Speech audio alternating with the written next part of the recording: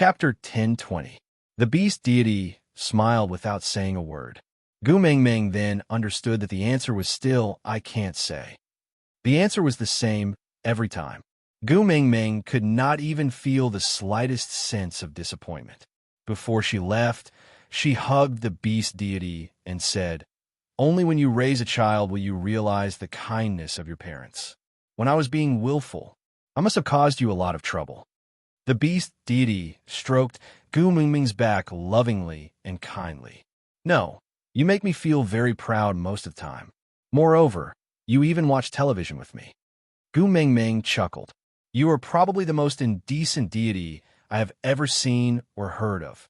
The beast deity did not comment, and just watched as Gu Mengmeng fell. When Gu Mengmeng woke up from her weightless state, she opened her eyes and saw a pair of blue eyes. It was as if every time Gu Mengmeng went to see the beast deity, Elvis would stare at her without rest. Because every time she opened her eyes, she would meet his gentle and concerned gaze. Gu Mengmeng was not in a hurry to get up. Instead, she flipped over and hugged Elvis's waist. Her tiny body burrowed into Elvis's arms. She called out hoarsely, "Hubby, I am here." Elvis stroked Gu Mengmeng's hair gently and kissed her brow. Gu Mengmeng asked, "When I went to find the beast deity, did you not sleep at all?" Elvis smiled and replied, "Why didn't you sleep?" "I was afraid." Elvis took a deep breath. His deep and husky voice was filled with a tinge of exhaustion and a lot of affection. "I was afraid that the beast deity would suddenly take you away, just like how he brought you here without any warning." Elvis rubbed his chin against the top of Gu Mengmeng's head, greedily inhaling the scent that belonged to her. He could feel her breath on his chest. It was itchy but very comfortable. "So, I can only stare at you without blinking. Only then can I be at ease." Gu Mengmeng looked up at Elvis and asked, "So you did not eat or sleep these few days?" Elvis nodded. "It's normal for males to not eat or sleep for 3 to 4 days. It's fine." Gu Mengmeng pretended to glare at Elvis angrily, and he immediately said tactfully, "Leah guessed that you would wake up today, so he prepared a lot of food. I will accompany you to eat later. Eat more, all right?" Gu Mengmeng nodded and smiled without saying a word. She just continued to stay in Elvis's arms and buried her face in his chest, not wanting him to see her expression. She forbade them to keep anything from her. She forbade them to lie to her in the name of doing it for your own good. However, she managed to hide the fact that the white fog in her dream was gradually dissipating. She did not know when the door of time and space would open, and she would have to choose between staying or leaving. It wasn't that they didn't want to talk about it, but they were already so uneasy. If they talked about it anyway, she wouldn't choose to leave them, so it didn't matter if she didn't say it. In this life, he would only hide this one thing, and he would hide it for the rest of his life. Leah heard the commotion in the house and knew that Gu Mengmeng had woken up. He unknowingly heaved a sigh of relief and adjusted the fire so that the food could be cooked as soon as possible. Chapter 1021. Wabi Ai had been seriously injured by Gu Mengmeng and had not appeared for the past few days. Qi Xian was still the same, sitting quietly by the door every day. In the few days that Gu Mengmeng was unconscious, he would purposely walk over to her bedside to look at her every time he woke up or went to sleep. However, he did not say a word and would just go back to do what he was supposed to do after looking at her. Although it was just a glance, Gu Mengmeng still felt very warm. Leah said, Qi Xian still didn't like to talk to people, but Cam's chatterbox lingered around Qi Xian every day without getting tired of it. Although Qi Xian looked expressionless, he would still reply once in a while. Huda was the eldest of the 4 brothers, but he was the one who spoke the least. Whenever he said something, Qi Xian would do as he was told, even though he did not reply. On the contrary, it was Jiaoyu who was so smart that he could not do anything to Qi Xian, especially when Camel bragged about how many words Qi Xian had said to him and how many words Qi Xian had said to Jiaoyu. Such a comparison caused Jiaoyu's confidence to take a heavy blow. He felt that his genius brain had actually lost to a shameless fool. However, even though they were fooling around, the relationship between the 4 brothers was still very good. To Gu Mengmeng, That was the second piece of good news. In the evening, the sky was suffused with red clouds. Gu Mingming leaned into Elvis's arms and watched as her 4 sons sat in a circle not far away. Of course, it was the other 3 who accommodated to Qixuan's seat and sat beside him to harass him daily. But Qixuan didn't express any rejection or annoyance. He just sat quietly and allowed them to make a ruckus around him. Leah swung his furry big tail and bent his knees to sit beside Gu Mingming. Zachariah's tribe. Do you have any plans? Gu Mingming was taken aback and felt a little frustrated. She had promised Leonard to bring the Zachariah's tribe into St. Nazaire and become a sub-tribe like Sauter. But after so many things happened, Gu Mingming could barely take care of herself and forgot to make arrangements for this tribe. Leah could not bear to let Gu Mingming worry about such matters, so he said slowly, "That which Dr. Nick and the tribe is quite capable." After Leonard's death, he managed all the matters in the tribe in an orderly manner. However, it's only a level 2 beast after all. Problems will definitely arise after a long time. Do you have a suitable candidate? Gu Mingming asked. Leah nodded and said Burke. Gu Mingming raised her brows, a little surprised by Lee's suggestion. Leah said, "After a winter's worth of corrections, those who were too weak in his tribe have already been eliminated. Although the remaining ones were not that strong, it should not be a problem for them to migrate from Sauter to Zacharias. Although that fellow overestimates himself, he is a responsible male and has experience as a leader. Most importantly, Burke would never betray Gu Mingming. The males in the beast world were all stubborn. Once they fell in love with a female, they would stay for life. Even if he didn't get a response, he would just hang on to the tree. So what happened to Oakley would not happen to Burke. But Leah did not mention this point. He would not express his feelings for other males in front of Gu Mingming. He was not a fool. Chapter 10:22. Lee's gaze landed on the 4 little ones not far away. He was a little hesitant, but he still said, "So, I want Kanwu to come with Burke. Kanwu is your son and has an esteemed status. If he calls Burke master, it will be equivalent to elevating Burke's status. No one would dare to say anything.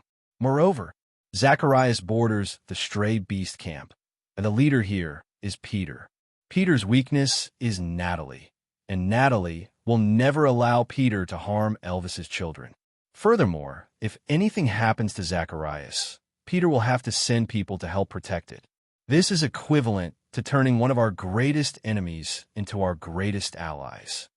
Gu Mingming knew that her sons were all adults and would eventually have to go out and establish their own families.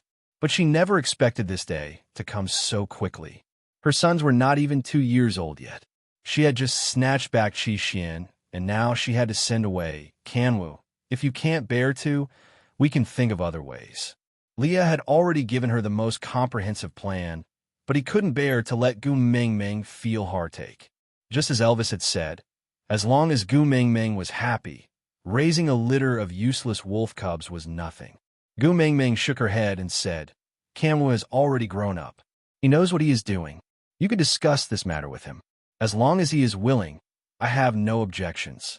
Although I am his mother, I can't tie him to my belt forever." Gu Mingming said it casually, but she was actually feeling terrible inside. It was an indescribable contradiction. On one hand, she was glad that her sons had grown up, but on the other hand, she couldn't bear to let her sons leave her. Leah gently hugged Gu Mingming and said, "Don't worry too much. This place is not too far from St. Nazaire. We can visit him often in the future, or wait for Burke to establish himself here and then let Kanwu come back." Gu Mingming nodded and didn't say a word. When Gu Mingming told Kanwu about this, he agreed without a second thought. He had the willful and flamboyant air of a young man, as if he could finally fulfill his ambitions. Gu Mingming chuckled and shook her head in exasperation. This was truly a case of a mother worrying when her son travels 1,000 miles, but a mother worrying when her son travels 1,000 miles. This little heartless fellow did not seem to miss Gu Mingming at all. Gu Mingming could not bear to reprimand him, so she just smiled and watched as Kanwu eagerly planned out a future full of loopholes. She did not know whether to laugh or cry. Qixuan, who had been silent all along, suddenly stood up and walked to Gu Mengmeng's side. Mum, can I stay behind with Wu? You? Gu Mengmeng was surprised. Qi Xin nodded and turned back to look at Kanwu with a slight frown. Then, he turned back to look at Gu Mengmeng. I'm afraid he will be at a disadvantage. Gu Mengmeng, Leah, Elvis, and even Zhao Yu understood that Qi Xian was saying Kanwu was too stupid. Only Kanwu did not seem to notice, and even hooked his arm around Qi Xuan's neck. He was extremely excited and said affectionately, "Second brother treats me the best. With a second-level beast like you by my side, I feel more at ease. Even if you want to beat a tiger, you need your own brothers, right?" Qi Xian sighed and looked at Gu Mengmeng without saying a word. But his eyes were filled with the expression, "Look at how stupid he is. If you don't look after him, something bad will definitely happen." Seeing Gu Mengmeng's hesitation, Kanwu directly pounced into her arms and begged, "Mum, you also know that I admire my second brother the most. Now that he is willing to take care of me, I am extremely happy. Please don't break us up." Chapter 1023. The next day, Kanwu and Qi Xian set off for Zacharias. Leah personally sent them over. Gu Mengmeng suddenly felt a little empty without the two sons that she worried about the most. Sitting at the spot where Qi Xian was daydreaming every day, Gu Mengmeng stared at the scenery. She thought that maybe she should learn to let go. As long as Qi Xian was not by Cole's side, she could actually let him be independent. She was not a crazy mother who wanted to tie her children to her side. She just could not allow her sons to fall into a deep abyss and not save them. That was good too. With Qi Xian and Kanwu at Zacharias, maybe she could free up her hands to deal with Cole. Just as she was thinking, Peter suddenly paid a visit. Gu Mengmeng was surprised because Peter's attitude towards Natalie's litter was extremely good. Compared to Elvis's litter, it was like the difference between clouds and mud. Ever since Natalie gave birth, he could not bear to leave Natalie's side. If not for the fact that he could not reject Natalie's request to retrieve the soul of the forest, he would not have accompanied her at all. Today, he left Natalie behind to come see her. Gu Mengmeng stood up. He was Elvis's father after all. Gu Mengmeng still subconsciously treated him as an elder. Peter's expression did not look right. It was rather solemn. It was clearly a sunny day, but his features were hidden in the shadows. Elvis instinctively shielded Gu Mengmeng behind him. He looked at Peter with a guarded gaze. Peter did not continue approaching. He just stood a meter away. His fists were tightly clenched. Blood dripped from his palms, but he did not seem to notice. The atmosphere became rather stifling. Gu Mengmeng did not know what to say. She could only look at Peter quietly and wait for him to speak. After a long while, Peter finally spoke. "You said that you can bring Natalie to St. Nazaire and protect her. Does that still count?" Gu Mengmeng was taken aback. Peter did not look like he wanted to leave with Natalie. Instead, he looked like he wanted to send Natalie off alone. Frowning, Gu Mengmeng asked, "Did something happen?"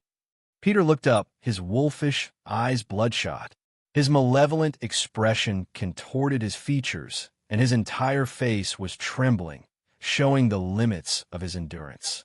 He was trying to control himself, sparing no effort. "Take her away, protect her. Tell her that she's free now." The veins on Peter's arms throbbed as he glared at Natalie with bloodshot eyes. It was a desperate plea, a humbleness that had been forged from his own flesh and blood. In this lifetime, he would only submit to Natalie, be it in the past or now. If it's possible, please save at least one or two of the 6 pups. They're Natalie's only hope. If you can't, he clenched his fists even tighter, but even if he tensed up all the nerves in his body, he still couldn't say the last sentence. If that didn't work, he would give up on the pups and save Natalie. He couldn't bring himself to say it, because this litter of wolf pups was different from Elvis's. Natalie was willing to help him give birth to this litter of wolf pups because she loved him. Every one of them was proof that she loved him. Chapter 1024. You? Gu Mengmeng expressed her surprise. "Yes, me," Peter exclaimed. "I know that with your powers, you can completely crush Cole. But since you're unwilling to dirty your hands, let me do it for you. As long as you can protect my female and son, I will be the sharpest sword in your hands." Gu Ming Ming seemed to understand something. She gently patted Elvis's arm, indicating that he didn't have to be too nervous. She took 2 steps forward and stood in front of Elvis, facing Peter. Does Natalie herself know that you want me to bring her away? Has she agreed? Peter's expression clearly changed, not because of anything else, but because Gu Ming Ming had mentioned that name. Some people were just like that. Just the mention of her name was like clutching your throat, making you forget to even breathe. After a long while, the corners of Peter's lips curled up. He wanted to smile, but the muscles on his face were too stiff, twisting the smile into a sinister one. I will make her agree. With that, he turned to leave without waiting for Gu Ming Ming's reply. Gu Ming Ming felt very conflicted as she watched Peter's back. She reached out for a hug from Elvis, before following him to Natalie's cave. Peter stood at the entrance of the cave for a long time. It was as if the entrance was filled with thorns, and every step he took would pierce an inch into his flesh. It was foreseeable that he would be badly mutilated. He clenched and unclenched his fists. After countless deep breaths, Peter's facial muscles were forcefully relaxed. He strode in with a cold and sinister expression. Just by looking at his back, Gu Ming Ming could clearly feel the pain he was in. You want to go in? Elvis asked. Gu Ming Ming nodded, but the corners of her lips curved up slightly. Elvis was different from Gu Ming Ming. He didn't care about anyone other than Gu Ming Ming. What did death and sorrow have to do with him? But Elvis understood Gu Ming Ming. She had always been soft-hearted and easily affected by others. But Peter's sorrow today had caused a faint smile to appear in Gu Ming Ming's eyes. This was not normal. Forget it.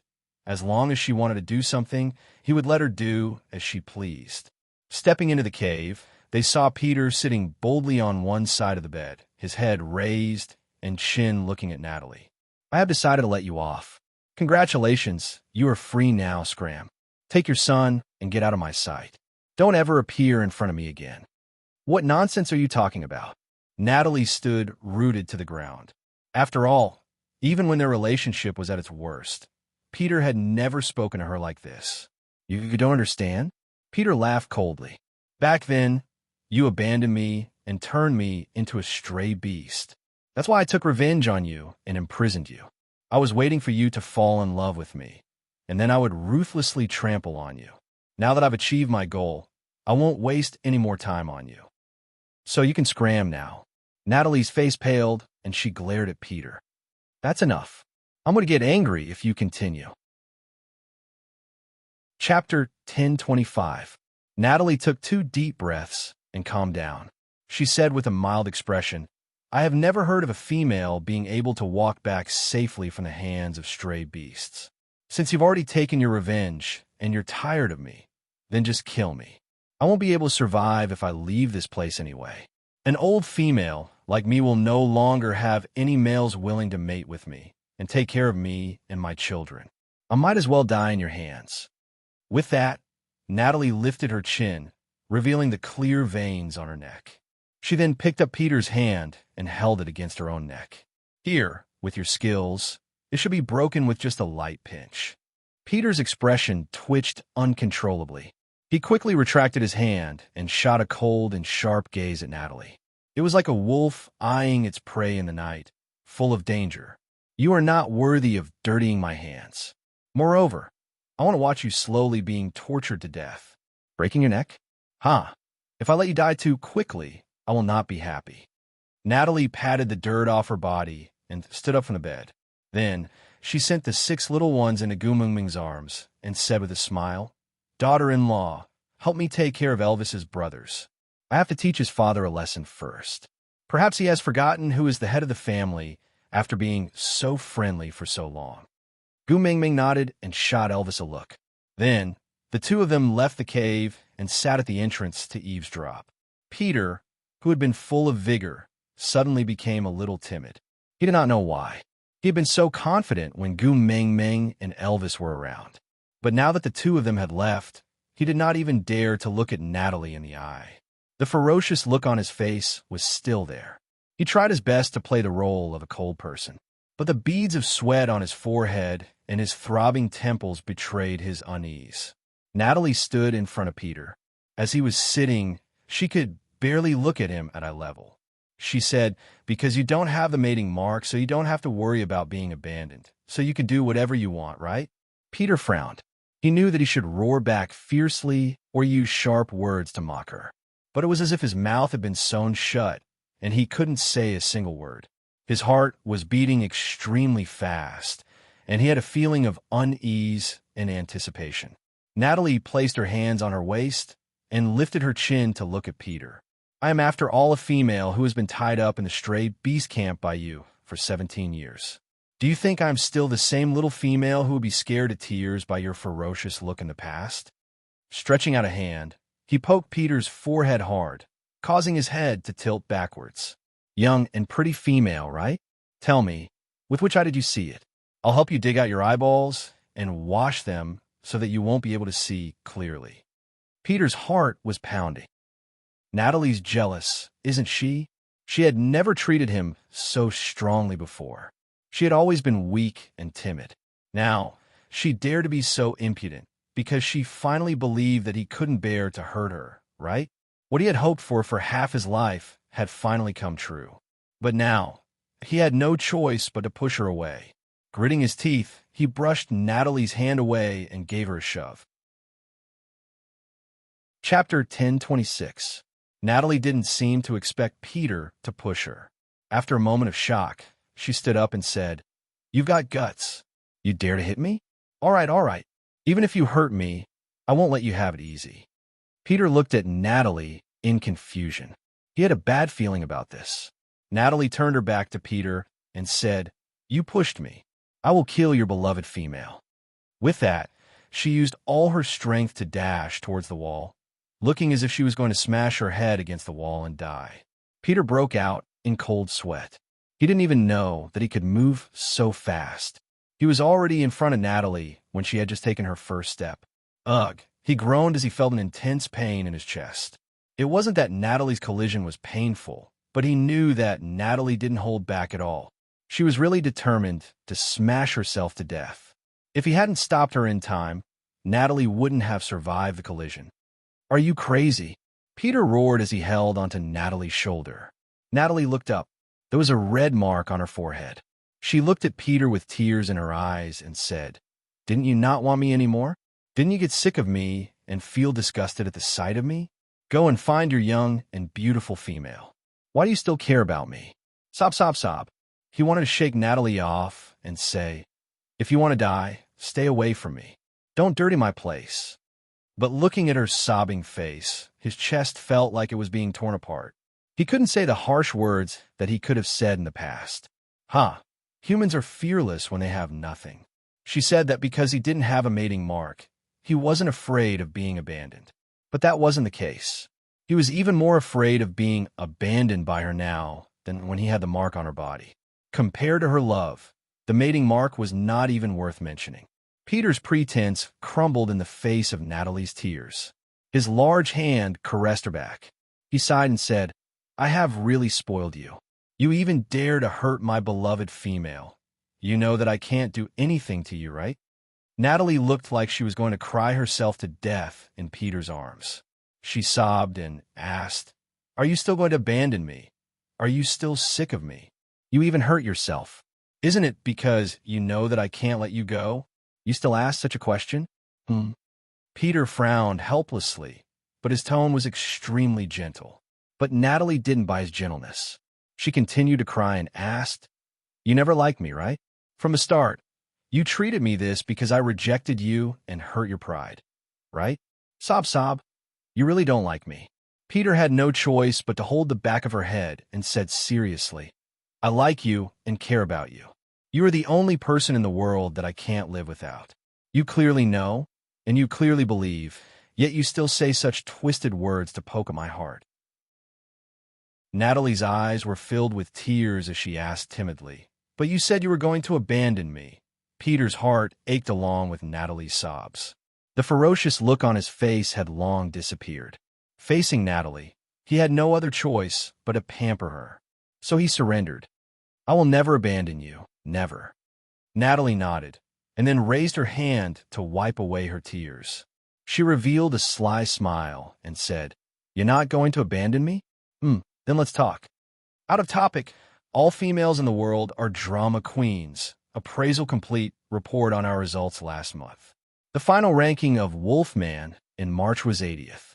In the 2 months since it was released, we both entered the top 100. This made Susu feel very proud. Thank you, babies, for your support and love. April is Susu's birthday.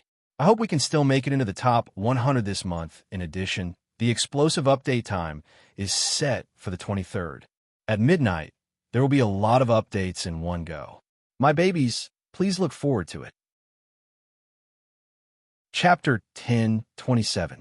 Peter was stunned for a moment and could not react. Natalie's expression had changed too quickly.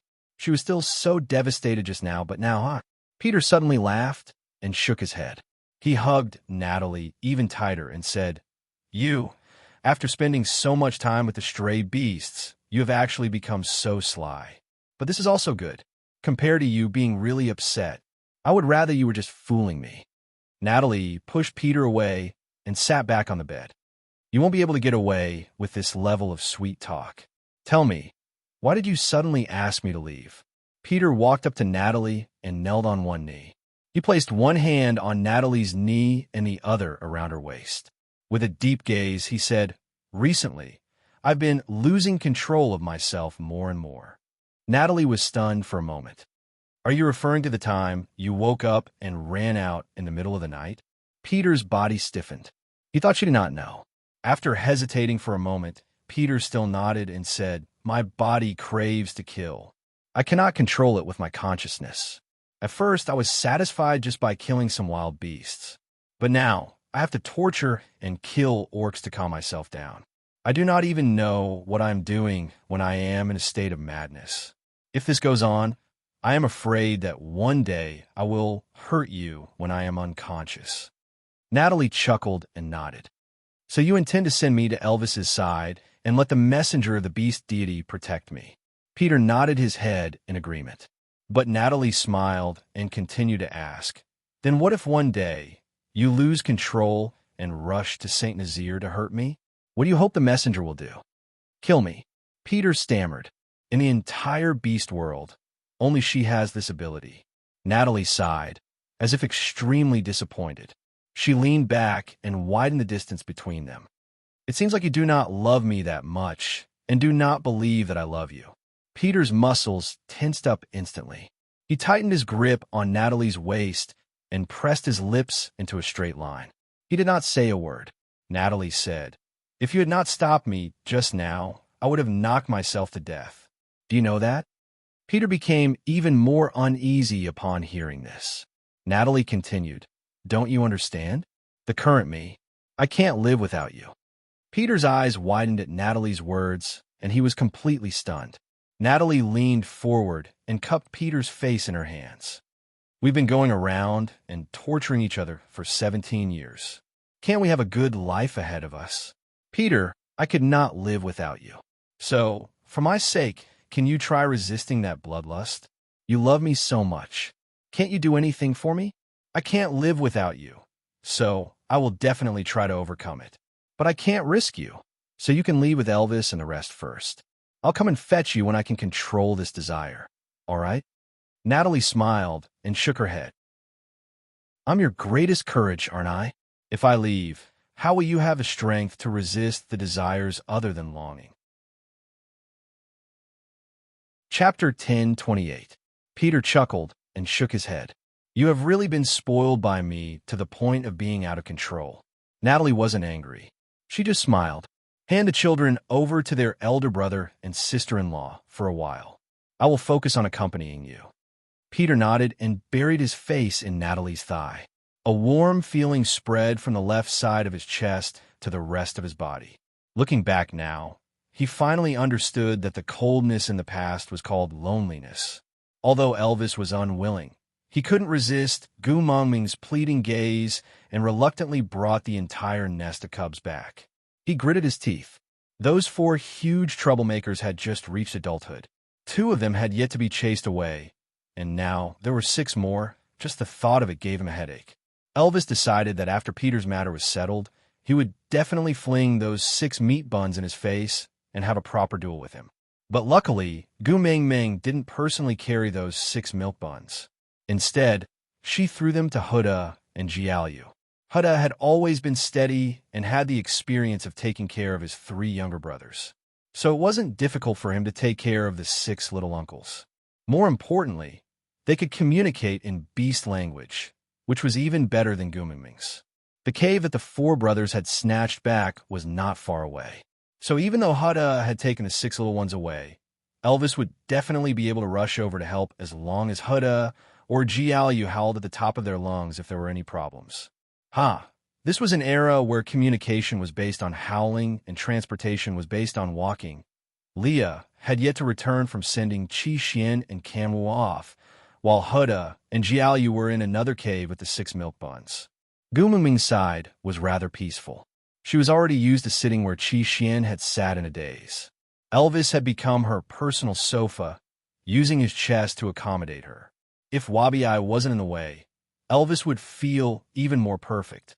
There will be a heavy downpour these few days. Wabi-Ai sat at the side with a melancholic gaze. This rain may last for a few days, but after it stops, it will be the dry season. By then, I will have to return to the Snake King Valley. Gu Mingming knew that Wabi-Ai couldn't bear to part with her. Gu Mingming kicked Wabi-Ai. She didn't use much strength, only causing him to stagger, but not fall. Wabi-Ai turned back to glare at Gu Mingming in displeasure, but she grinned widely. What are you looking at? You couldn't beat me in the past, let alone now. Wabi-Ai rolled his eyes at Gu Mingming. We came out for nothing during this rainy season. We didn't even get into a fight. Gu Mingming asked, do you have violent tendencies? Hey, I know a little psychology now. Do you want me to treat you? Scram. Wabi-Ai growled rudely before looking askance at Gu Mingming. Before the monsoon season ends, how about I help you get rid of that cripple? That cripple Cole. Gu Mingming's lips curled upwards. How should I deal with it? Did you kill him? Should I keep them for the new year? Wabi-Ai asked instead of answering. Chapter 1029. For a moment, Wabi-Ai was even a little dazed. It was as if the petite figure in front of him had overlapped with someone he was once familiar with. That person clearly didn't say the same thing, but he seemed to see his shadow. The corners of Wabi-Ai's lips curled up, and he suddenly laughed. In that case, I don't have to be a busybody. However, when I come to find you after the dry season, you must find something fun for me to do. Gu Mingming nodded in agreement. That night, as expected, it rained heavily. Leah returned drenched while Wabi-Ai left without saying goodbye. Quickly transform and get rid of the water on your body. Don't catch a cold. Gu Mingming looked at Leah, who had returned in his half-beast form, and felt helpless. He could have returned in his beast form and transformed at the entrance of the cave, but he had to make himself look so miserable. Leah shook his head, and the water on the beast's ear flowed down his face. Sitting beside the fire, he twisted his big tail and looked up at Gu Mingming pitifully. I want to slowly roast myself dry so that Mingming will feel sorry for me. Gu Mingming smiled as she took a piece of beast skin and gently wiped Lee's hair. Occasionally, she would wipe his 2 furry beast ears and pinch them playfully. Leah sat there lazily, allowing Gu Mingming to fiddle with him. Then, he cupped his chin and told her about the situation in Zacharias. Once Kanwu arrived at Kanwu, he displayed the qualities of a little tyrant, arrogant and despotic, seemingly rude and unreasonable, but everything he did was just right. It made people fear him, but they couldn't find any reason for it. The reason for this was very obvious. He was relying on the fact that he was the son of a messenger of the beast deity, and no one dared to provoke him. He had to shoulder all the dissatisfaction that Zacharias' people had toward the paratroopers. Then, when Borg came, he would restrain himself, and Borg would win the hearts of many people for nothing. Then, if someone came to pick a fight with him, Kanwu could use force to suppress them. Because he was like this from the beginning, people would not blame him. They would only say, you know, he has a bad temper. Why did you provoke him? Then, Bird would come out and bring Kanwu back to educate him. After a few rounds like this, Borg's prestige was naturally established. This idea was not given to him by Leah. It was clearly Qi Xuan's doing. It had to be said that Qi Xian had learned some things from Cole. With him by Kanwu's side to help, Kanwu could avoid a lot of dirty tricks and also let Kanwu suffer a lot less. It had to be said that the combination of Kanwu and Qi Xian was somewhat similar to Elvis and Leah. With that thought, Leah looked up at Gu Mengmeng. Mengmeng, do you think Kanwu and Qi Xian will mate with the same female like me and Elvis? If the two brothers work together, the other rivals in love definitely won't be able to live. The smile on Gu Mengmeng's face froze. How should I put it? Things like A Huang and Nuing would be a beautiful story if it happened to others, but Gu Mengmeng felt a little awkward when it happened to her own son. But Leah was right. If Qi Xian and Kanwu could mate with the same female, it would be the most advantageous situation for them. After all, if the two of them were separated, Kanwu would easily be set up by others, while Qi Xuan's cold demeanor would make it difficult for the females here to like him. Chapter 10:30. Gu Mengmeng smiled. Raising a son for 100 years, one would always have 99 worries. They didn't continue on this topic. After all, it was at least a decade later. Originally, everyone else had already left. Elvis and Leah had some indescribable thoughts of censoring them. But just as they were about to do so, they were stopped by a bone-chilling howl. That sound was Peter's. Gu Mengmeng frowned and instantly dispelled all her lustful thoughts. She draped a beast skin over herself and stood at the entrance of the cave, peering in the direction of the sound. The heavy monsoon rain came down heavily. Gu Mengmeng just stretched out a hand, and her palm hurt from the raindrops. "Don't go out. You will catch a cold." Elvis circled his arm around Gu Mengmeng's waist and used his chest to warm her up. Gu Mengmeng nodded. "I won't go out. If I go out, I might not be able to control myself." Elvis was taken aback. "You know what will happen?" Gu Mengmeng nodded. She smiled with a hint of heaviness. "I know, but I can't do anything. I can't do anything other than give my blessings." That night, amid the pitter-patter of the rain, wolf howls rang out incessantly. It made the night look like a ghostly hell, filled with the cries of demons. Gu Mengmeng stood at the entrance, tormented. She really wanted to rush over to take a look. What if Peter lost control? If he really killed Natalie, would he still be alive when he woke up? No matter how much Elvis said he had no feelings for his parents, he would still be devastated if he lost them in one night. Should she be a little more selfish? Even if Peter's identity as a stray beast could not be erased, as long as they were alive? The next day, it was still raining. Large patches of dark clouds pressed down on the sky. It was clearly daytime, but it was even darker than nighttime. The howling of the wolves continued, and Elvis's brows furrowed. Gu Mengmeng couldn't understand the contents of the howls, but she could tell that Peter was in agony and torment. If the backlash from the mating contract was equivalent to peeling off a layer of a male's skin, then what Peter was facing now was equivalent to grinding away every inch of his flesh and bones, then forging a new body. If he did not undergo nirvana, how could he be reborn?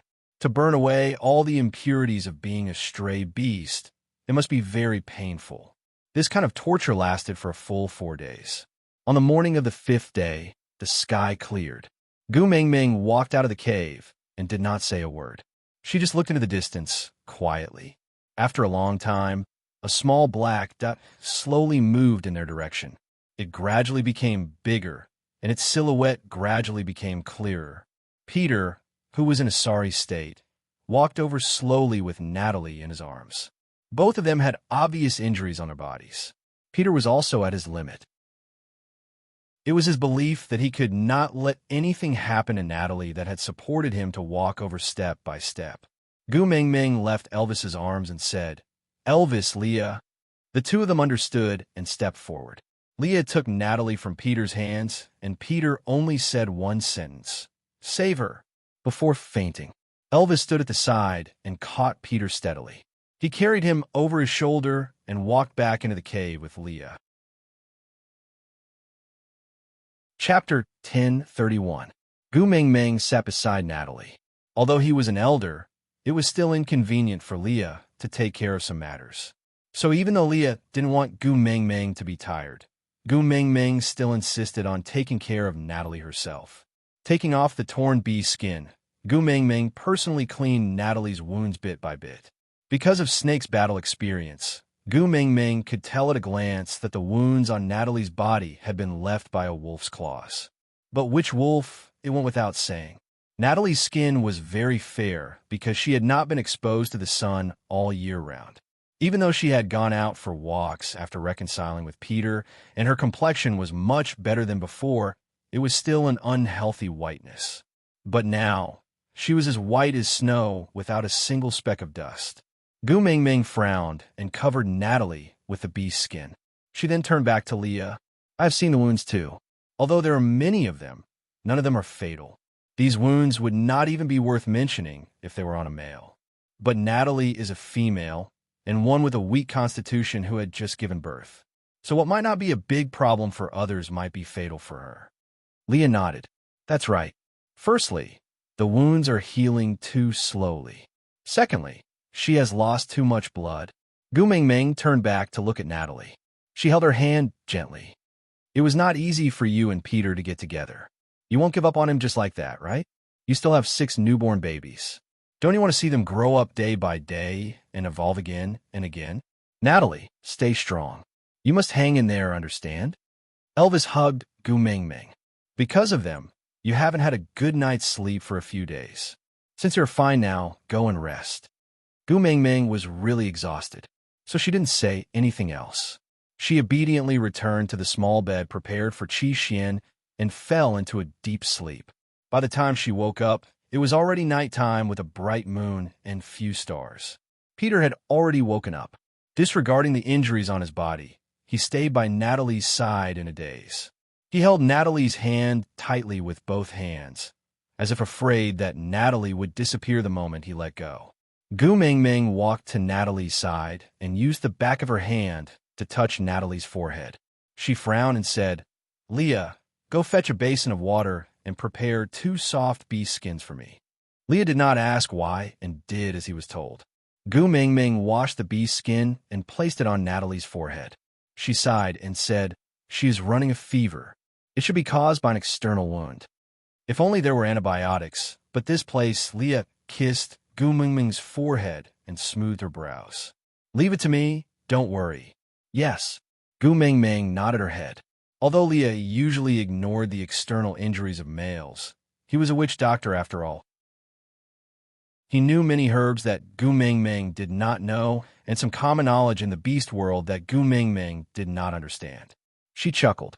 Having a witch doctor by her side really made her feel at ease. Leah was busy taking care of Natalie and Peter. Gu Mengmeng had wanted to share some of the burden, and so volunteered to cook. But in the end, Leah didn't even let her move a finger. Chapter 1032. Apart from cooking, Leah spent most of his time taking care of Natalie. Peter's regenerative abilities were extremely strong, and his external injuries healed within a few days. However, he still looked very haggard because the person he was worried about was still unconscious. Natalie's face was still pale, but her lips had regained some color. Leah had treated her wounds very well, and it was no longer inflamed. But the healing process was very slow. The dry season was gradually approaching. Elvis and Leah would not allow Gu Mengmeng to continue staying in the stray beast camp. There was no other reason. There was no water source here.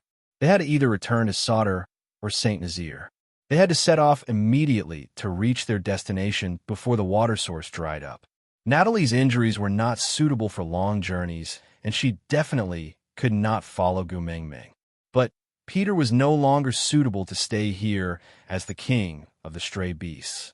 Gu Mengmeng could not stop worrying. In the end, after much coaxing and pestering, she decided to leave 3 days later. And just as Gu Mengmeng was about to leave, Natalie woke up. Heaving a sigh of relief, Gu Mengmeng felt as though a huge weight had been lifted off her shoulders. It seemed that ever since she snatched Qi Xian back from Cole's hands, everything had been progressing in the right direction. Peter carefully pulled Natalie into his arms. It was the first time in so many days that anyone could hear him breathing. "Leah, Prepare something easy to digest. Let's have lunch before we set off. Leah chuckled. From a moment he saw Natalie wake up, he had already guessed that their departure time would be delayed. But luckily, they would only set off after lunch. He had initially thought that Gu Mingming would request a stay until tomorrow. That she was willing to leave in the afternoon was already better than he had expected. Leah prepared the food very quickly. When the piping hot sweet potato paste was served, Peter automatically transformed into a leather chair and propped himself up behind Natalie. He allowed her to lean against his chest with all her strength, not allowing her to exert even the slightest bit of strength. Taking the stone bowl and spoon from Lee's hands, Peter fed Natalie with his back to Leah. But Gu Mingming interfered and brushed aside the food Peter was about to send into Natalie's mouth. She looked up at Peter's displeased gaze without the slightest hint of fear and just chuckled. "You are not in a position to look at me like that now." Peter frowned but did not retort. Instead, he said, "Thank you for saving Natalie. I will definitely repay this favor." Gu Mingming shook her head and lifted a corner of the beast's skin covering Natalie's body with one slender hand. A lifelike black wolf on her chest appeared before her eyes. Gu Mingming pointed at the black wolf's face and said, "I'm talking about this matter." Natalie looked at Gu Mingming. Peter was stunned and could not react for a long while. Natalie has the mark of a black wolf? Had he been so focused on Natalie's face that he hadn't noticed the mark on her body? Or did he realize it, but he didn't have enough brain cells to think about it? He was only thinking about whether she was still alive, so he ignored the changes in her body and himself. Peter stared at Natalie's heart in disbelief for a long time. There was his mark there. He could not be mistaken. That black wolf was him. It was actually on her chest. Digression. Chapter 1033. The stone bowl in his hand fell to the ground with a clattering sound, causing Peter's heart to tremble. The king of the stray beasts, who had been wandering around the borders of hell, with only one hand clutching tightly onto the dead tree outside of hell, was actually crying. The bloodshot veins in his widened eyes had yet to recede, but the soybean-sized teardrops continued to fall, one by one. Natalie was still weak, but she had a gratified smile on her face. She moved her head slightly and glanced sideways at Peter. "Silly boy, isn't this a good thing? Why are you crying?" I'm not crying." Peter hurriedly wiped away his tears, then kissed Natalie deeply.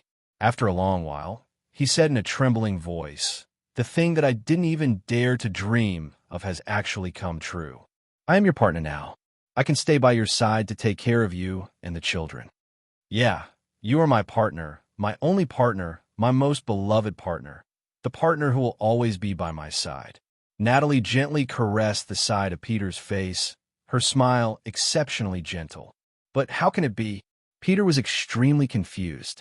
He had never heard of stray beasts being able to mate again in the beast world.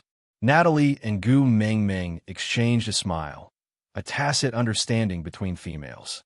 For some reason, Peter couldn't control the corners of his lips. As long as Natalie smiled, he wanted to smile along with her. Even if he didn't know why she was smiling, as long as she was smiling, it was something worthy of his happiness. "Tell me, huh?" Peter gently hooked Natalie's chin, coaxing her gently. Natalie looked at Gu Mingming, and Gu Mingming nodded. Natalie then said, "This is the method that the great messenger requested from the beast deity. The process is very difficult and requires you to have great power and an unwavering love for me. It is a gamble with a slim chance of survival. But for the sake of us being together in the future, I still decided to take the gamble. I'm sorry for pushing you into such a painful situation and letting you suffer like that." Peter held Natalie's hand. "No, you did the right thing. As long as I can be with you, I can endure any pain." Natalie smiled happily, then slowly continued. "At the beginning of the rainy season, the great messenger came to see me. She asked me if I was willing to mate with you again and give the children a healthy family. After all, if you don't get rid of your stray beast identity, our children will be stray beasts too. For the sake of the child, for the sake of you and me." Peter tightened his grip on Natalie's hand and brought it to his lips to kiss it in support. Natalie's smile was filled with relief as she said, "To reverse the mating contract, you have to burn all the filthy blood of the stray beasts in your body and reconstruct all your flesh and bones." It was a very painful process. If one was not strong enough, they would not be able to endure it. However, even if you were a peak level 5 orc, your chances of success were only 30%.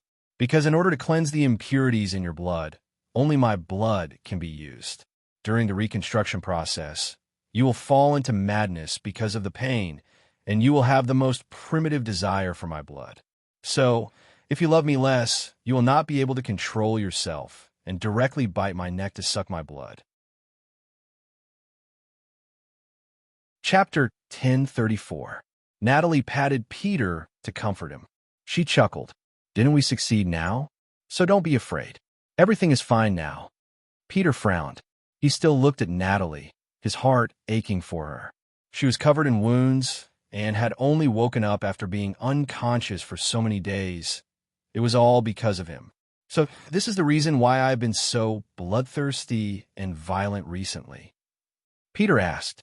Natalie nodded. "The key to activating this reverse mating contract is for me to love you and bear your children." So, thinking about it carefully, Peter's violent temper had indeed started after the birth of the 6 little ones. It was just that it was not obvious at the start, and he could still suppress it. But ever since he accompanied Gu Meng to retrieve the soul of the forest and was affected by the white fog, his bloodthirsty emotions started to get out of control. Peter frowned. He looked at Gu Meng. "So when I begged you to take Natalie away, you asked me to ask her?" Gu Meng nodded. "Yeah, it was expected that you would beg me like this. Because Leah had told me before that the reason why he wanted Elvis and I to mate first was because he needed someone who was capable and absolutely trustworthy. Someone who could protect me and bring me away if he lost control." Elvis also said something similar. "I think all males have the same thought process. So I taught Natalie how to deal with it beforehand." "Huh. Television dramas do not lie to me." Natalie also smiled. "That's right. I used the 7-word mantra that the great messenger taught me to tame you." The 7-word mantra? Peter was confused. Elvis and Leah exchanged glances before looking at Gu Meng. Natalie then looked at Gu Meng. "Great messenger, this, can I say it?" Gu Meng felt a little awkward. She tugged at Natalie's hand. "You are Elvis's mother beast, which means you are my elder. You addressing me as great messenger makes me feel a little awkward. Why don't you call me Meng like Elvis?" "No way." Elvis did not wait for Natalie to speak before rejecting her firmly. "Meng is my exclusive title. If you want to snatch it, you have to defeat me first." Peter tilted his head to look at Natalie gently. "Do you like this title? I'll help you snatch it back." Gu Meng face-palmed. The beast world was indeed full of weirdos. What was there to fight over? He waved his hand and said, "How about you call me Little Gu?" Natalie kept sneaking glances at Elvis's face. Seeing that he did not object, she smiled softly and said, "All right, let's call him Xiao Gu." Since the 2 females had made up their minds, Elvis and Peter no longer had an excuse to fight and could only give up. "Xiao Gu, can you tell them the 7 syllables mantra? Is it possible that it won't work if I tell you?" Natalie asked hesitantly. Gu Meng smiled. "Don't worry. So what if they know? As long as they love us, they can't do anything to the 7 syllables incantation." Natalie thought it made sense. She chuckled and said, "Makes sense." Chapter 1035. With Gu Meng's permission, Natalie stopped hiding and said, "The 7-word mantra, as the name suggests, only is 7 words. First, cry. Second, make a fuss. And third, hang yourself." Peter was taken aback. "So you hit the wall?" Natalie nodded. "That's right. I was tricking you that day." Peter couldn't bear to be so harsh toward his own female and could only turn a glare at Gu Meng. But Gu Meng shrugged. "That's right. I specially came to watch the show that day." "You..." Peter was suddenly speechless. Gu Meng giggled. "You are no longer a stray beast. Is it all right to glare at me like that?